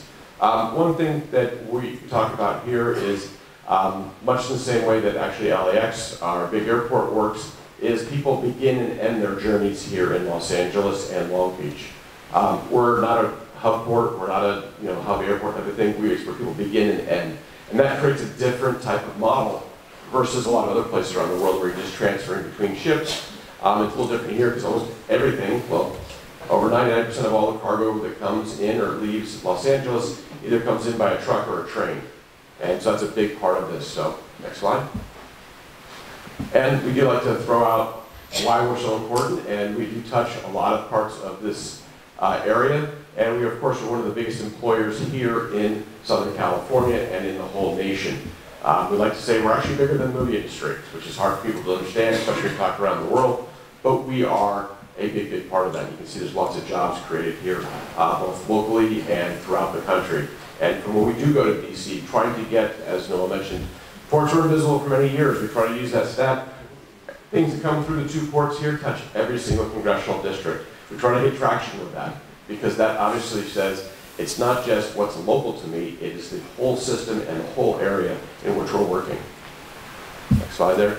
And of course, we're talking about trade and what do we trade and who do we trade with. And these stats are here for the Port of Los Angeles. This is specifically for us, because that's what I have access to more than anything else. Not a big surprise that China is our biggest trading partner. But there, obviously South Korea, very, very important one. And I've been at the port for almost 23 years now, and South Korea has been in our top 5 that entire time. So lots of good, consistent trade. We've been going back and forth between the two countries. And looking at some of the imports, which is obviously dominates our business here in Southern California, a number of items that, of course, are very well connected to Korea, especially those auto parts, due to a lot of the manufacturing that goes on here in this country and bringing those componentry for that. And apparel is one of them. Last year, it was a tough year for shoes, but footwear is often on there, and obviously that's a big part of the history of trade with Korea, was bringing in footwear. And for many, many years, and it's actually still the case today, but that's one of the things that really, at least when I started in the industry, was a big connection we had with Korea, was moving a lot of footwear. And with that, you can see what we have going outbound, a lot of raw materials, but nonetheless, all part of that big supply chain. Next slide. So this is what Noel alluded to, but I'll delve into a little bit more as my litany of things go flying onto the screen here. What is that? And this is what we've been dealing with for the last 6 years. So we were talking about supply chain resiliency. What is changing? What's different? What's being thrown at us different? My argument is we're always in a supply chain crisis, but we're always solving it. And I think that's, because we all get stuff on our store shelves. COVID put a little pressure on that, but at the end of the day, things show up. If you want to buy something, you're going to get it. But this is what we deal with on a day-to-day basis. So for example, over the last 6 years, we've had a lot of things that have come up that have thrown us left, right, up, down. But at the end of the day, the job of what we all do is to bring it in and get it to that end user and that customer. And 6 years of trade disruptions, it's going to continually go on. What you don't see up there is our current situation in various parts of the world, because it's a little different. The fact is that because of these previous 6 years, we know how to handle this better. We are more prepared, and more importantly, we have tools in our toolbox. We have levers to pull that will drive our supply chains to a better position. And I can say that because right now, a lot of talk, obviously, in the big political terms, the Red Sea, with the challenges there, ships and now avoiding the Suez Canal out of requirements and going around the southern tip of Africa, adding about 2 weeks onto your supply chain if you're going to the U.S. East Coast or going off to Europe. Lucky enough, or part of the solution is, of course, we have there's extra ships in the world. You can put them into service. You need more ships, but we're able to solve that. And what's been struggling with a lot of these things we mentioned on there is the up and down cycles of a supply chain. Supply chains work great at a consistent rate. What they don't work great at is big, giant ups and downs in a very short period of time. And that's kind of what we're seeing here today. We have not seen much of an impact because of the Red Sea situation there. And the reason for that is the supply chain is dealing with it because they have the ability to do that. They're coming out of a big challenge in the last couple of years with the COVID situation. We now have better steps in which to take, which includes moving the ships around, changing our supply chains. We just came out of, Dr. Hasegawa and myself were just, and Joel actually for that, we were all the last 3 days of this week at a big event in Long Beach, which is basically everybody in the shipping community around the world gets together and has a conference. But that wasn't really the issues, right? There aren't issues, we're not seeing backups, we're not seeing delays, because we're able to handle it. And that's a big part because of all the things in the world that have happened, we're prepared for it, and more importantly, we know how to react to it. The next slide. And this is what I'm talking about supply chain today. So I've kind of covered a lot of that, but these are kind of the 6 areas in which we are dealing with here in Southern California, parts of the supply chain. The economy, it's always the biggest one because we are a retail environment.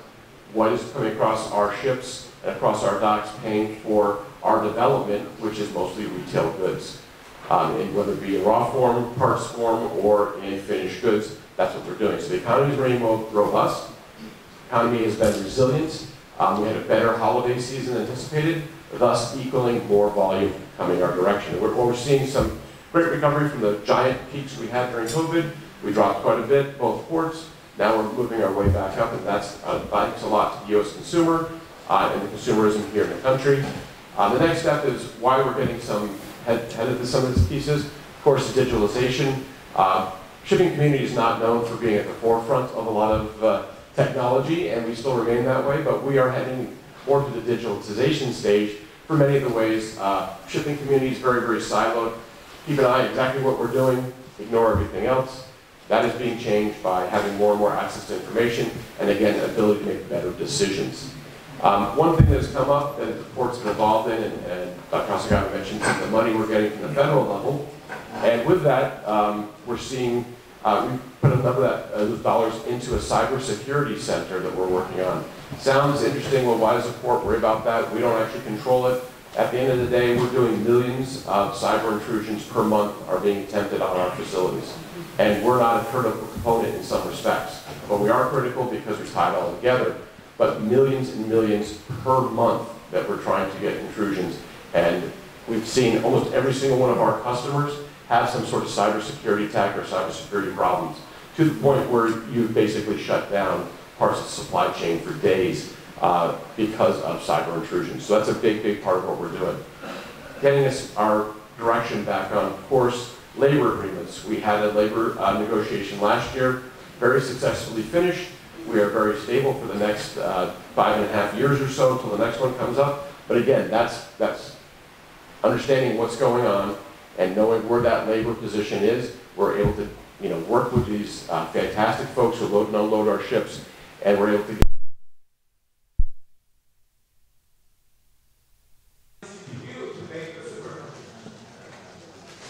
that, they already figured out how to make a good CPUs, right? So they made their own CPUs afterward, and became the majority of the supercomputers born of the world until around 2021 and 2022. 2022, I had been banned CPU exports to China. Why did CPU? CPU stands for graphic processing unit. Graphic processing unit was for gaming. It was originally developed for gaming. Because for gaming, especially for 3D gaming, we need to calculate a lot of small data in real time. The CPU is like gigantic engines cannot do that. So you need to have this graphic processing unit to process all the graphic changes on the screen. It turned out that GPU is good for small calculations of massive parallel processing. So that's good for what? AI. Now, we are dealing with the ChatGPT, AI, generative AI, and they all use their code. They're using deep learning with the neural networks.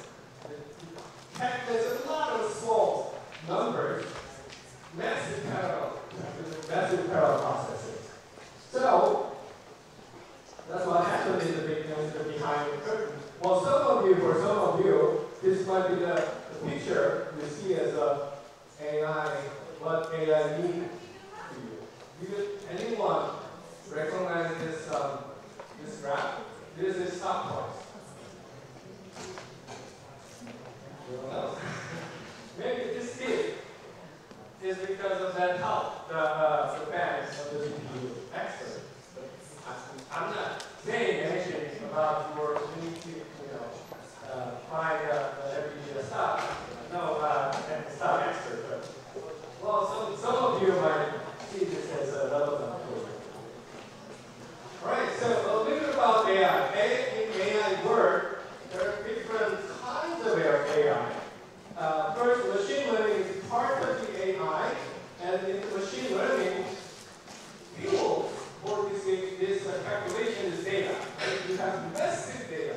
We create massive data every day. And they use the machine learning algorithm to make some tools. Inside the machine learning, deep learning is another kind of AI. Deep learning uses neural networks, which uses a lot of GPU power. Inside the deep learning, there's a Gen AI, like ChatGPT part.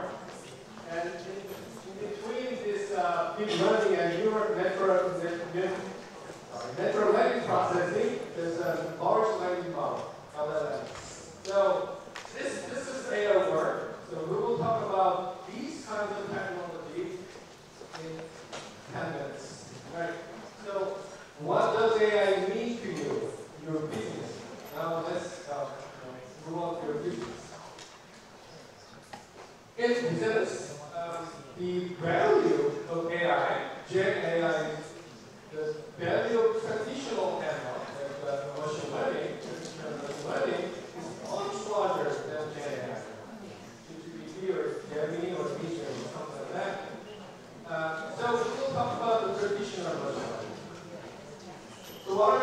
culture, emotional job.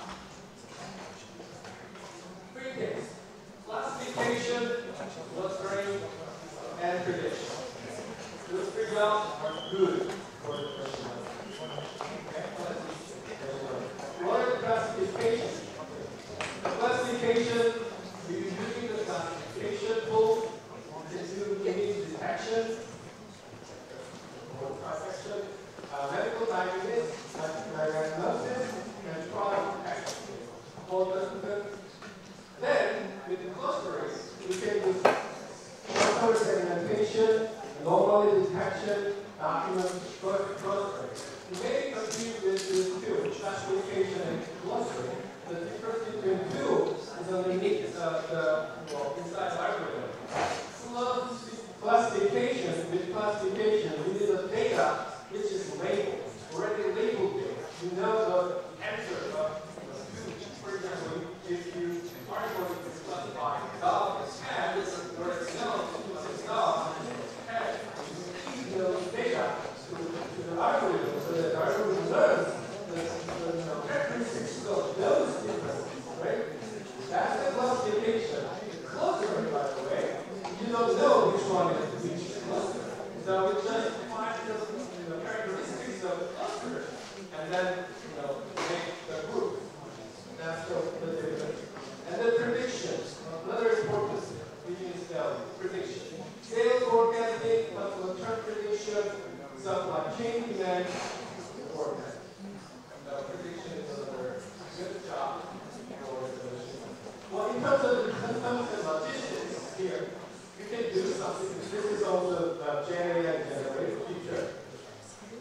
Predictive analytics for supply chain management, smart tracking system, automatic paperwork processing, customs clearance, border protection, and so on. So you probably already think about this. There are lots of news on the internet.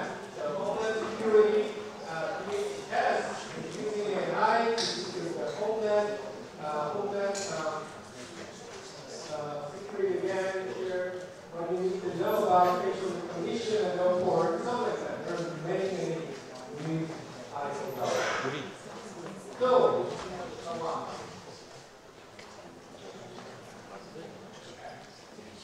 now what? I will focus on data. Why? For you, because you have control over computing power. You have control over algorithm. You have control over my data. Right? Your company. So I will focus on data to utilize AI in your business. So what kind of data you're talking about? Sales data, group data, customer data, etc. You think about it. There are two kinds of data in the world. Structured data, unstructured data. You probably think about your whole phase dealing with data. So structured data like Excel files, or database, those are structured data. You deal with emails, or photos, videos, they're unstructured. You can use both structured and unstructured data or to feed to the machine learning algorithm. And now, this is the final question for you. Now think about your job, your business.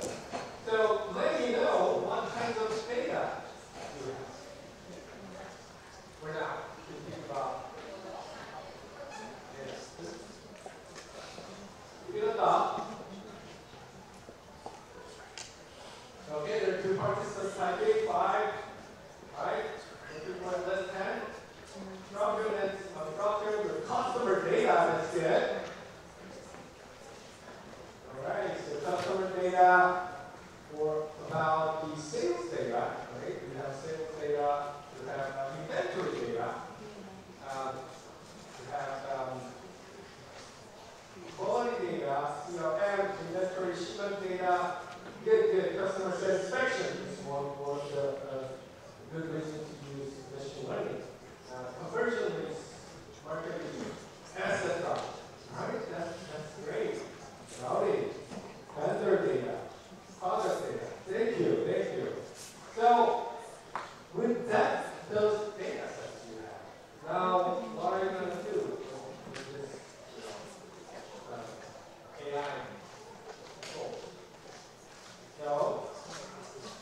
What can you do with the data? First, ask questions. You want to ask questions about the data and insights from the data. Then, seek for answers. Decide your company. Use yourself. And if you need any help, look for partners. There are lots of companies helping you to analyze the data. Even for the schools, Southern California has lots of schools, lots of students studying computer science, AI, data science. So look for partners. That's your job. So for example, this is my program, Data Science Capstone Program. In the program, we have so many clients so far. Started in 2020. On the right side, I have public sectors, Ontario for electronic works, and so on. From the media company, global media company like this, and you see the result. And I had to decide this. I couldn't show you because of the NDA, but it is a global media company. Okay. And Luxembourg Burnett is a Korean company. You probably saw this Luxembourg Burnett islands in your beach Korean market. They all have, I tried to find these are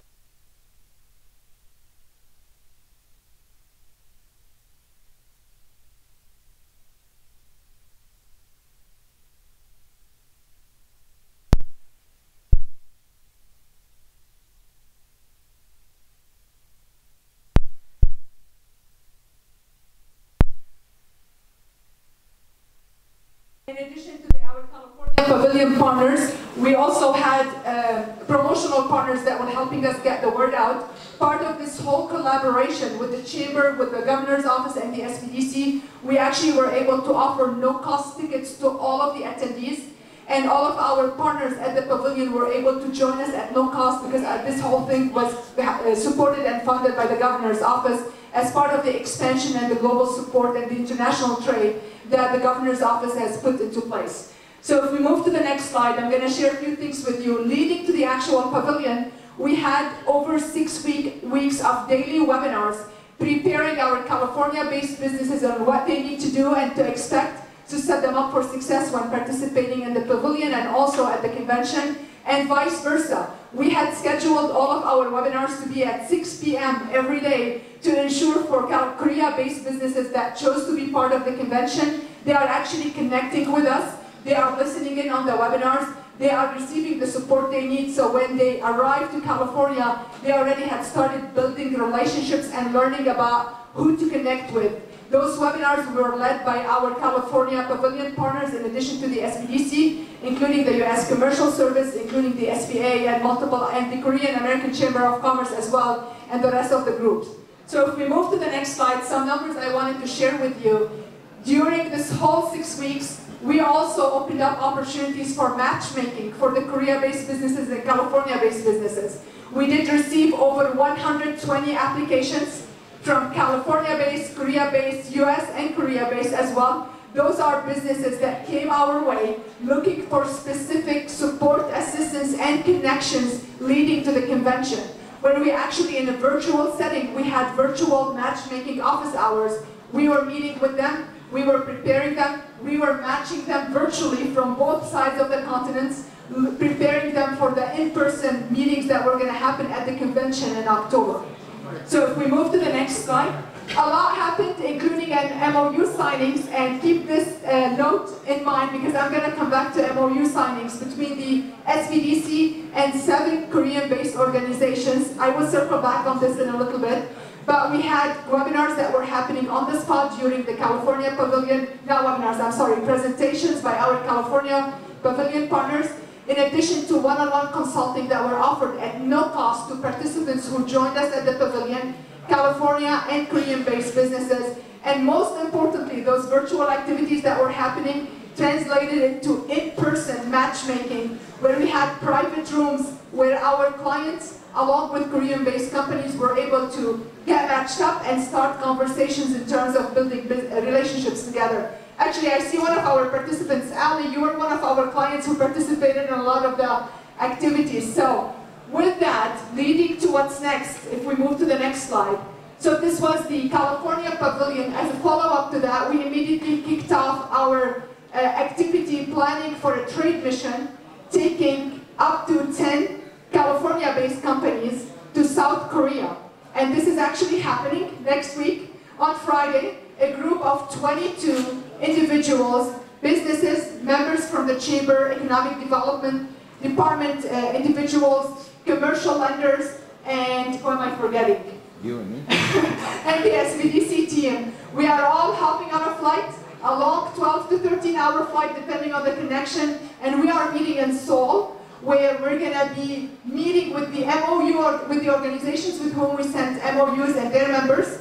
This whole thing has been an amazing collaborative effort between the SPDC. I would like to give a shout out to the Korean American Chamber of Commerce, Jim and Sean, Violet, I know she's not here. They've been phenomenal helping us put it all together. We're going to be there from March 15th to March 24th, and I am hoping after we come back, the two organizations will be able to shout out loud and proud about the amazing successes that we're going to have there, including already pre-planned company tours where some of the companies we're visiting are LG Electronics, for example, in addition to one-on-one matchmaking that is pre-planned for our small businesses who are going with us from here, and group meetings, and Jim promised a lot of party time after hours as well, right Jim?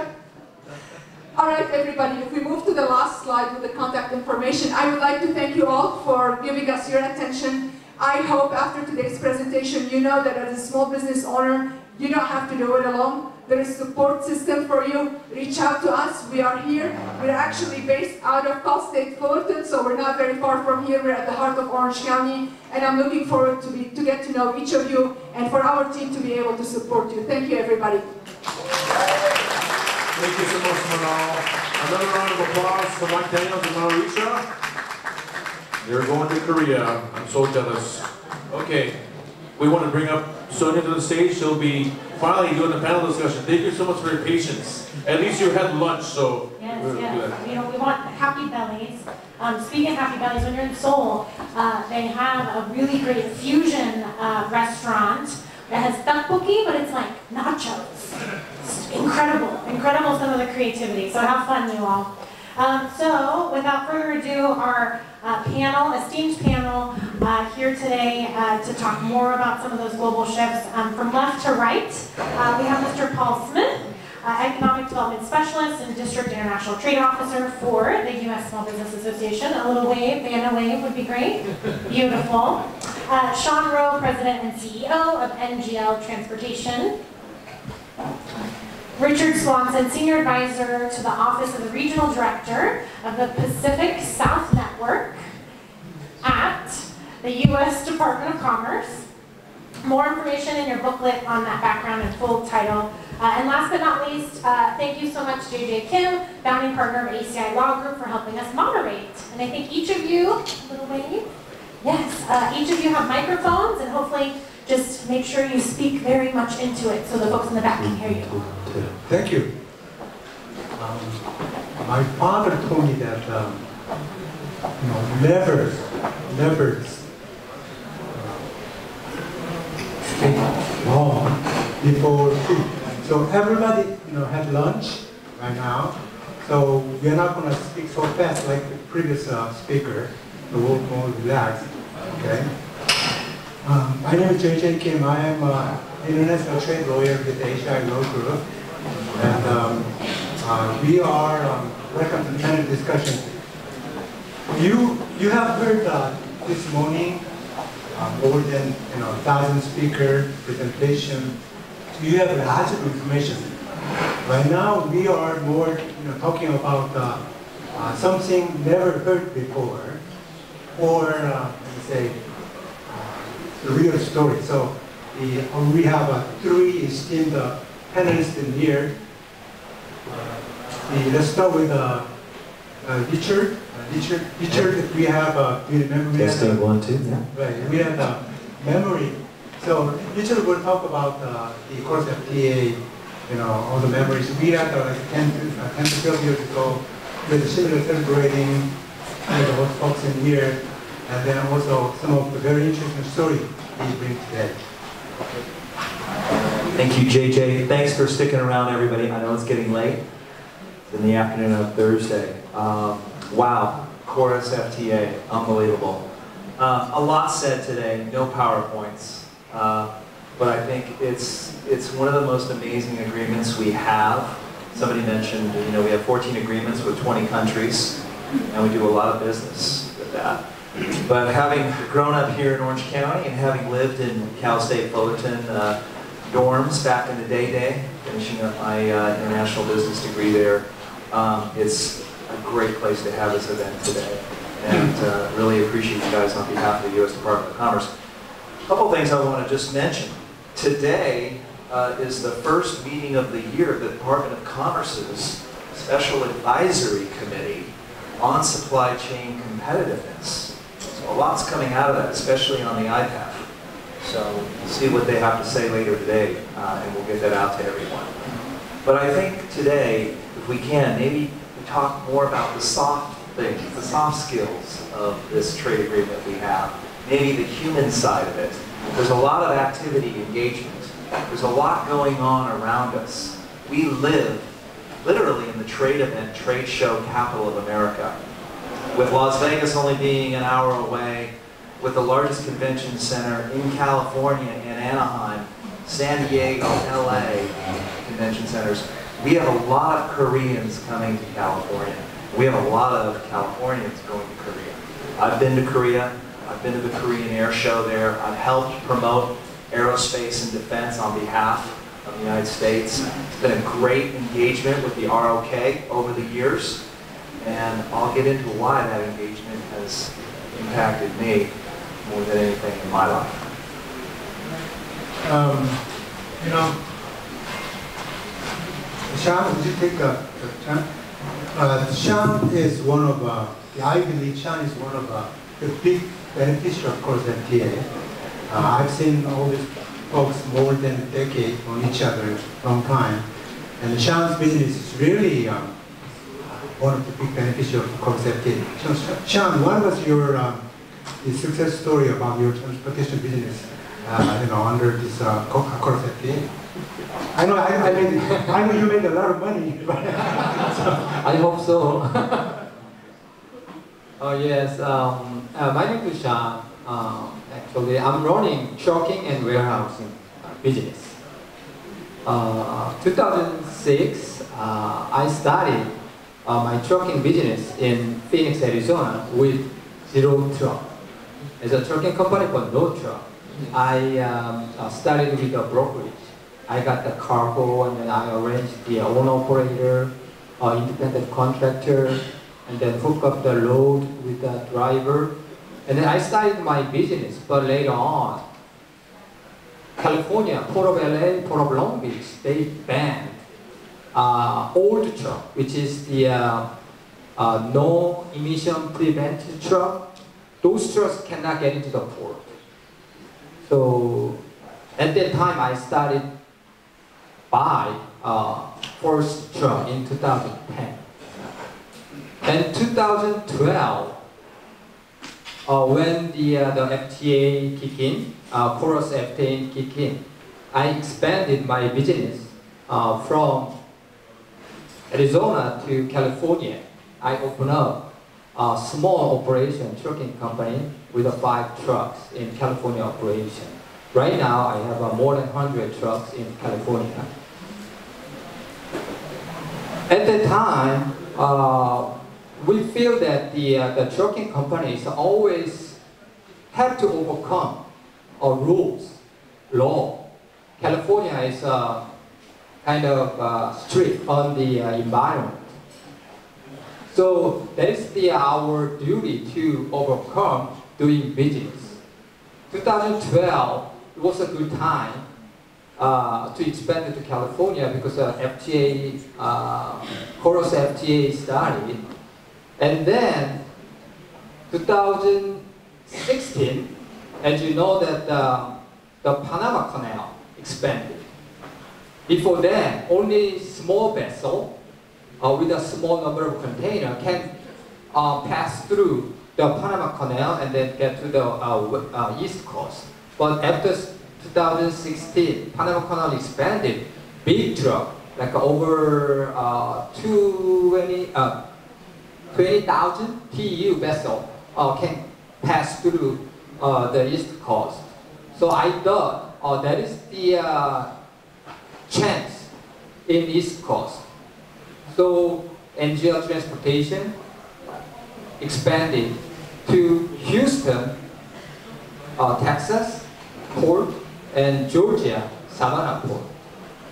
So at that time, many of, on benefit of this Chorus FTA, many Korean manufacturing companies such as Hyundai, Kia, Hanwha, Samsung, SK, they started invest in US, specifically down Texas and Georgia and Tennessee West Coast. That is the last of cargo moving on. So my company expanded to Texas, Georgia, even Alabama right now.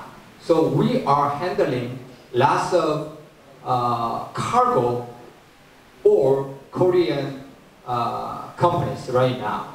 So that is the that's why we can say that NGL Transportation, my company, is a beneficiary of FTA, and then that is our root or history of the expansion of NGL Transportation. Yeah, it's great to hear that. You know, we have been discussing FTA for policy and procedure. You know, who cares, honestly? But real people, I mean, you know, ordinary people even don't know what the FTA means. We even never heard of Chorus. So now we wanted to know, you know, what's going on in our daily life and our small business. So Paul will tell us. Paul, can you share some of the experience you have with your, as you are the, you know, business developer or specialist? You know, you see the many small business in Orange County or in Southern California. They have any, you know, good story about this Chorus FTA? I have to say, JJ you have a way of making us all feel very comfortable. Thank you very much. I think what I'd like to do, can you hear me? Okay, a little story about myself. I'm the Economic Development Specialist and District International Trade Officer. What does all that mean? Well, the first 22 years of my life were in engineering sales, right across the United States and international. But 20 years ago, I was selling E-wood-9 in the United States for slicing epitaxial wafers, industrial abrasives used for all forms of manufacturing, industrial diamonds and capital equipment. So Korea has always been a source for wonderful products and good communications. Now, that being said, when I do public service, which is a joy, first I want to thank our team for putting this together, but it's about giving you really good examples so you walk out of here feeling something about next steps. You saw Manal and talking about their upcoming trip and their trade delegation. It's a result of collaboration. XPA provides access to capital, access to procurement opportunities and preferences, mentoring and support. We fund many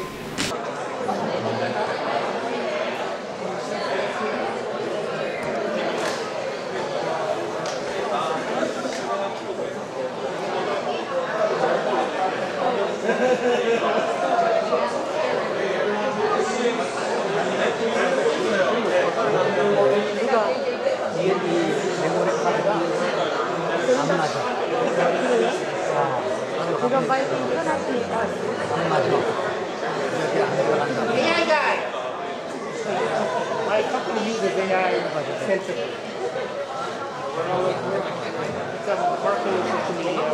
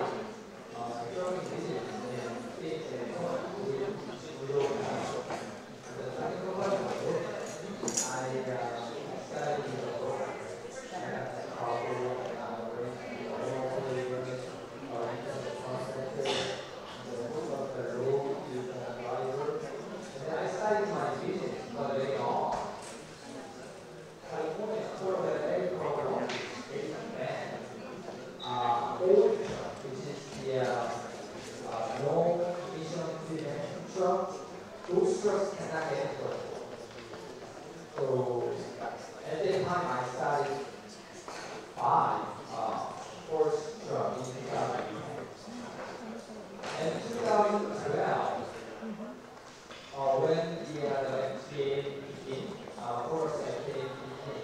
I expanded my business from Arizona to California. I opened up a small operation service company with 5 trucks. Right now, I have a 100 trucks. At the time, we feel that the trucking companies always have to overcome rules, law. California is kind of strict on the environment. So it's our duty to overcome doing this. 2012 was a good time to expand in California because the FTA, first FTA started. And then 2016, as you know that the Panama Canal expanded.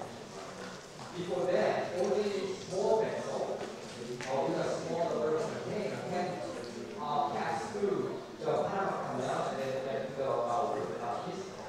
But after 2016, Panama Canal expanded big truck over 2,000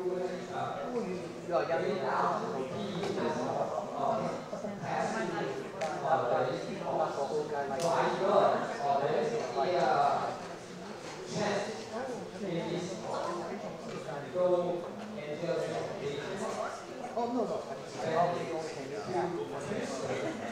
enjoy it too. And so at that time, many of benefit of this process is many Korean manufacturing companies such as Hyundai, Kia, Hanwha, Samsung, SK, they started to invest in US, specifically now Texas and Georgia and West. That is the last company moving on. So my company expanded to Texas, Georgia, and Alabama right now. So we are handling lots of cargo for Korean companies right now. So that's why we say and we are completed by companies especially out there. And then there is our history of the expansion of the years.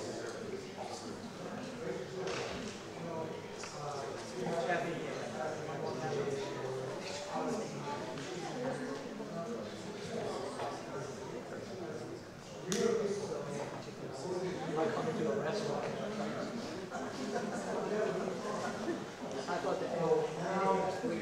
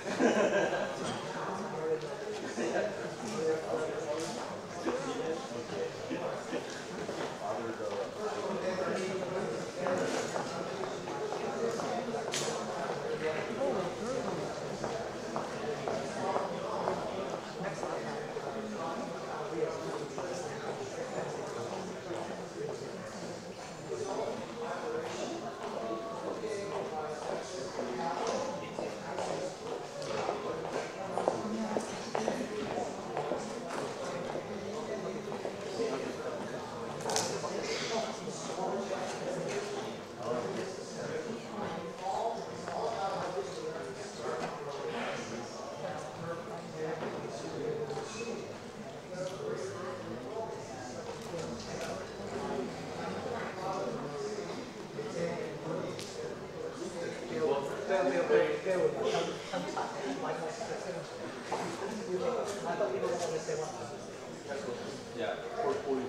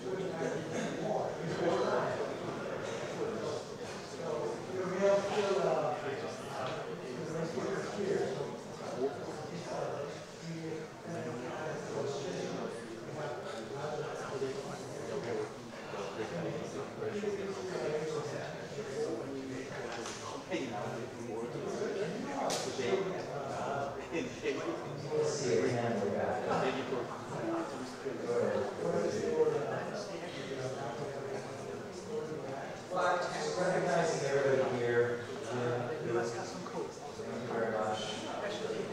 Korean American Chamber of Commerce here in Orange County.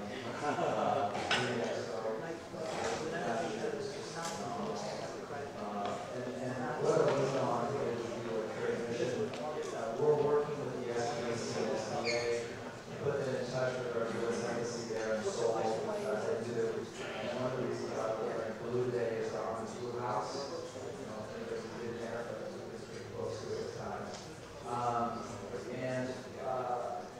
Everybody here, Bill chair, engineer,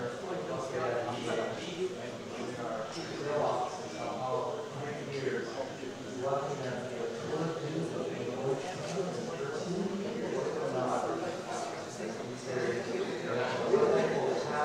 our agency, the U.S. Commercial Services Board, just like with the Korean government COTRA, we will do. So whenever you are all over the world, there's necessary consul, commercial sector, it's all competitive.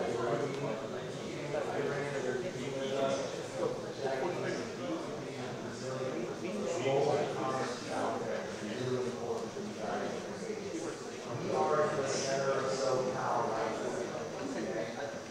We have the best working flights from Los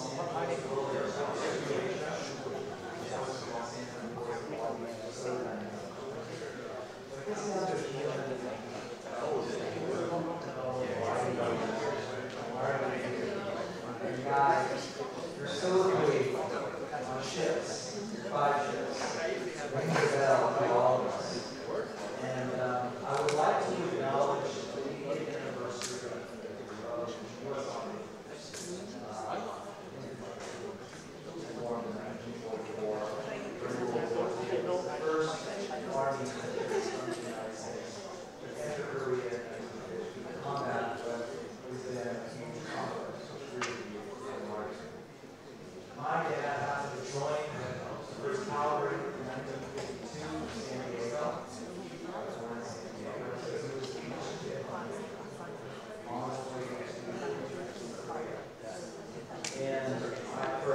I'm going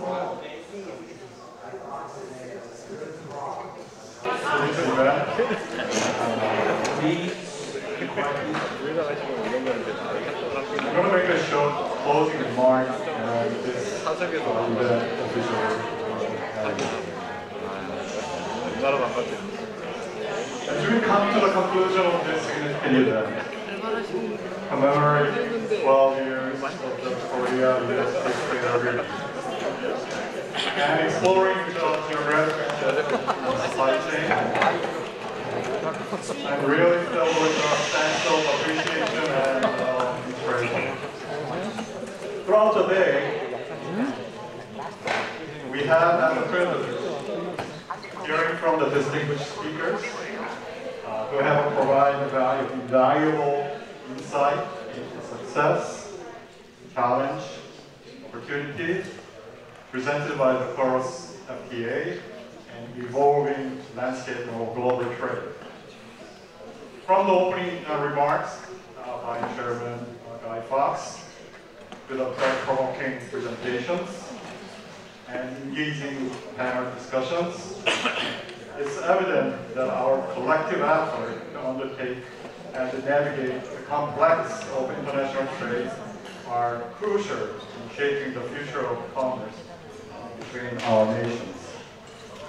I extend my heartfelt gratitude to all speakers for sharing their expertise and experience in reaching our understanding of the issue at hand.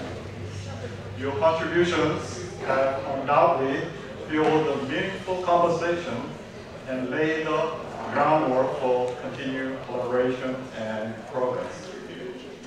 I would also like to express my sincere appreciation to our sponsors and partners for their unwavering support in making this event possible.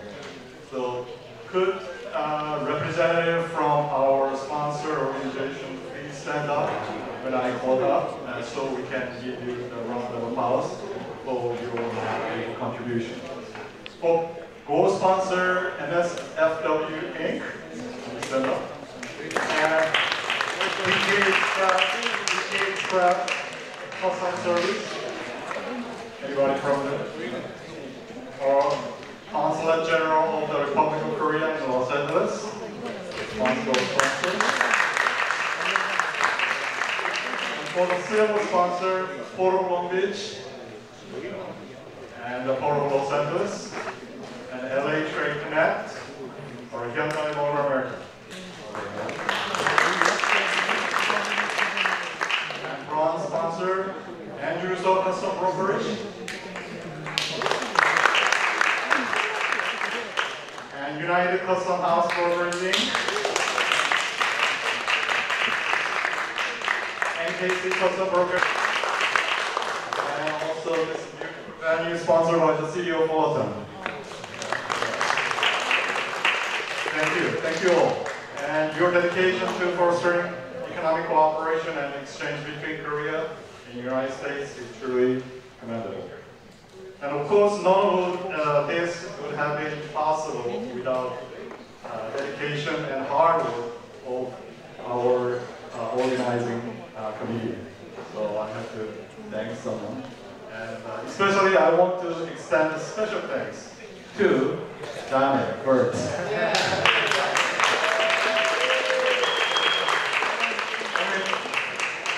Without her dedication and the tireless effort, this event would not have been possible. Truly, it's not going to be possible. So I really thanks to her. And also, big thanks to Dr. An and Marisol. Where are you? Are you here? Okay, for rescuing us from the snackless and the foodless disaster with their scrumptious delights. So they save a day. Thank you very much. And also, I thank you to Postmiss, Jim Mayfield, Robert Chung, JJ Kim, Alex Kim. They're all in our organizing committee work throughout like more than 10 days. We have a Zoom meeting every week to make this event happen. So I really thank them.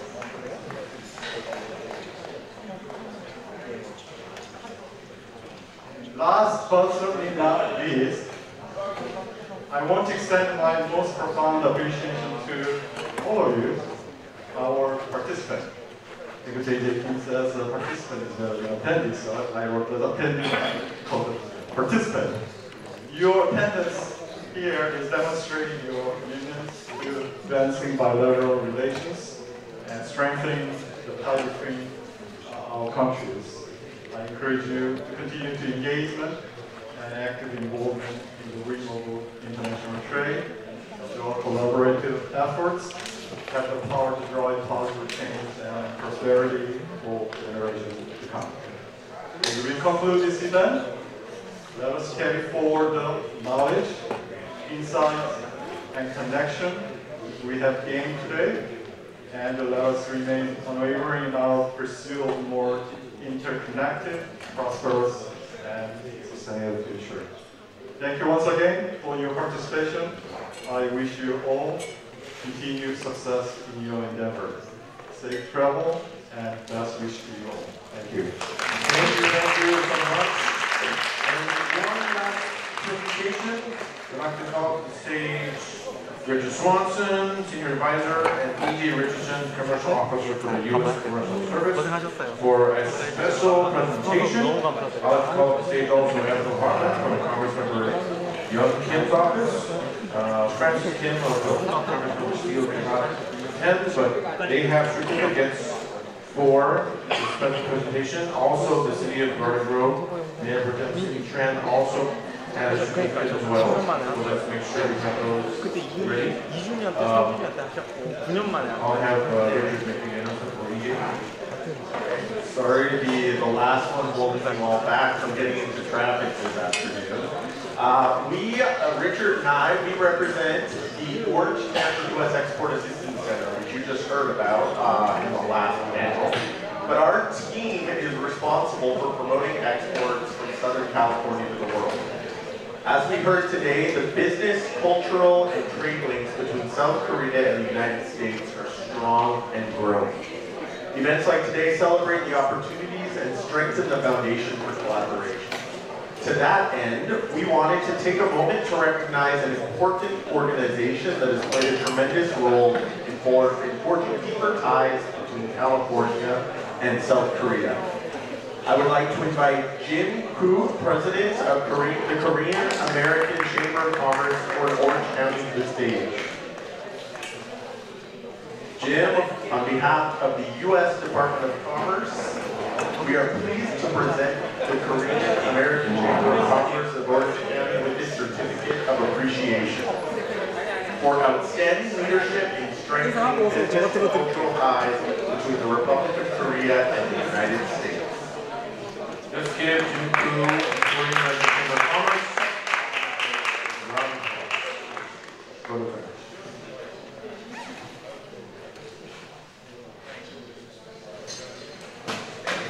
Thank you so much.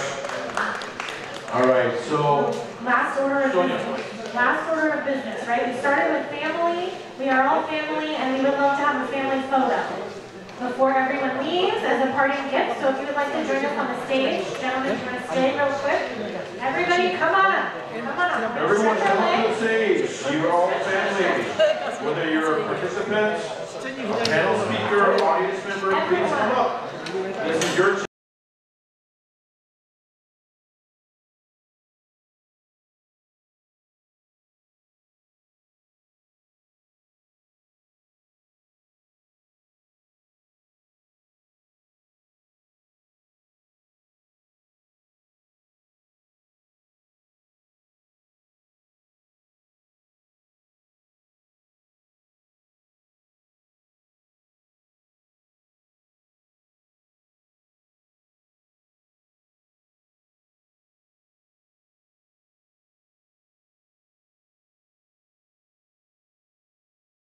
행사가 여러 생각보다 많은 분들의 참여가 성공적으로 끝났다고 생각합니다. 그래서 부처님들이 좋은 말씀도 해주셨고 또 앞으로 이런 자리를 만들어서 우리 한인 비즈니스 하시는 분들에게 좀 더 좋은 오퍼튜니티를 노력하겠습니다. 감사합니다.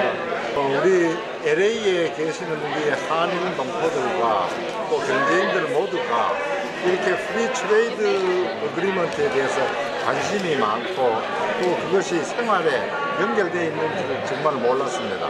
오늘 많은 분들이 오셔가지고 좋은 분들과 네트워크를 한 거에 대해서 뿌듯한 고마움을 느끼고 앞으로도 이 행사가 계속될 수 있도록 저희들이 노력을 하겠습니다. 감사합니다.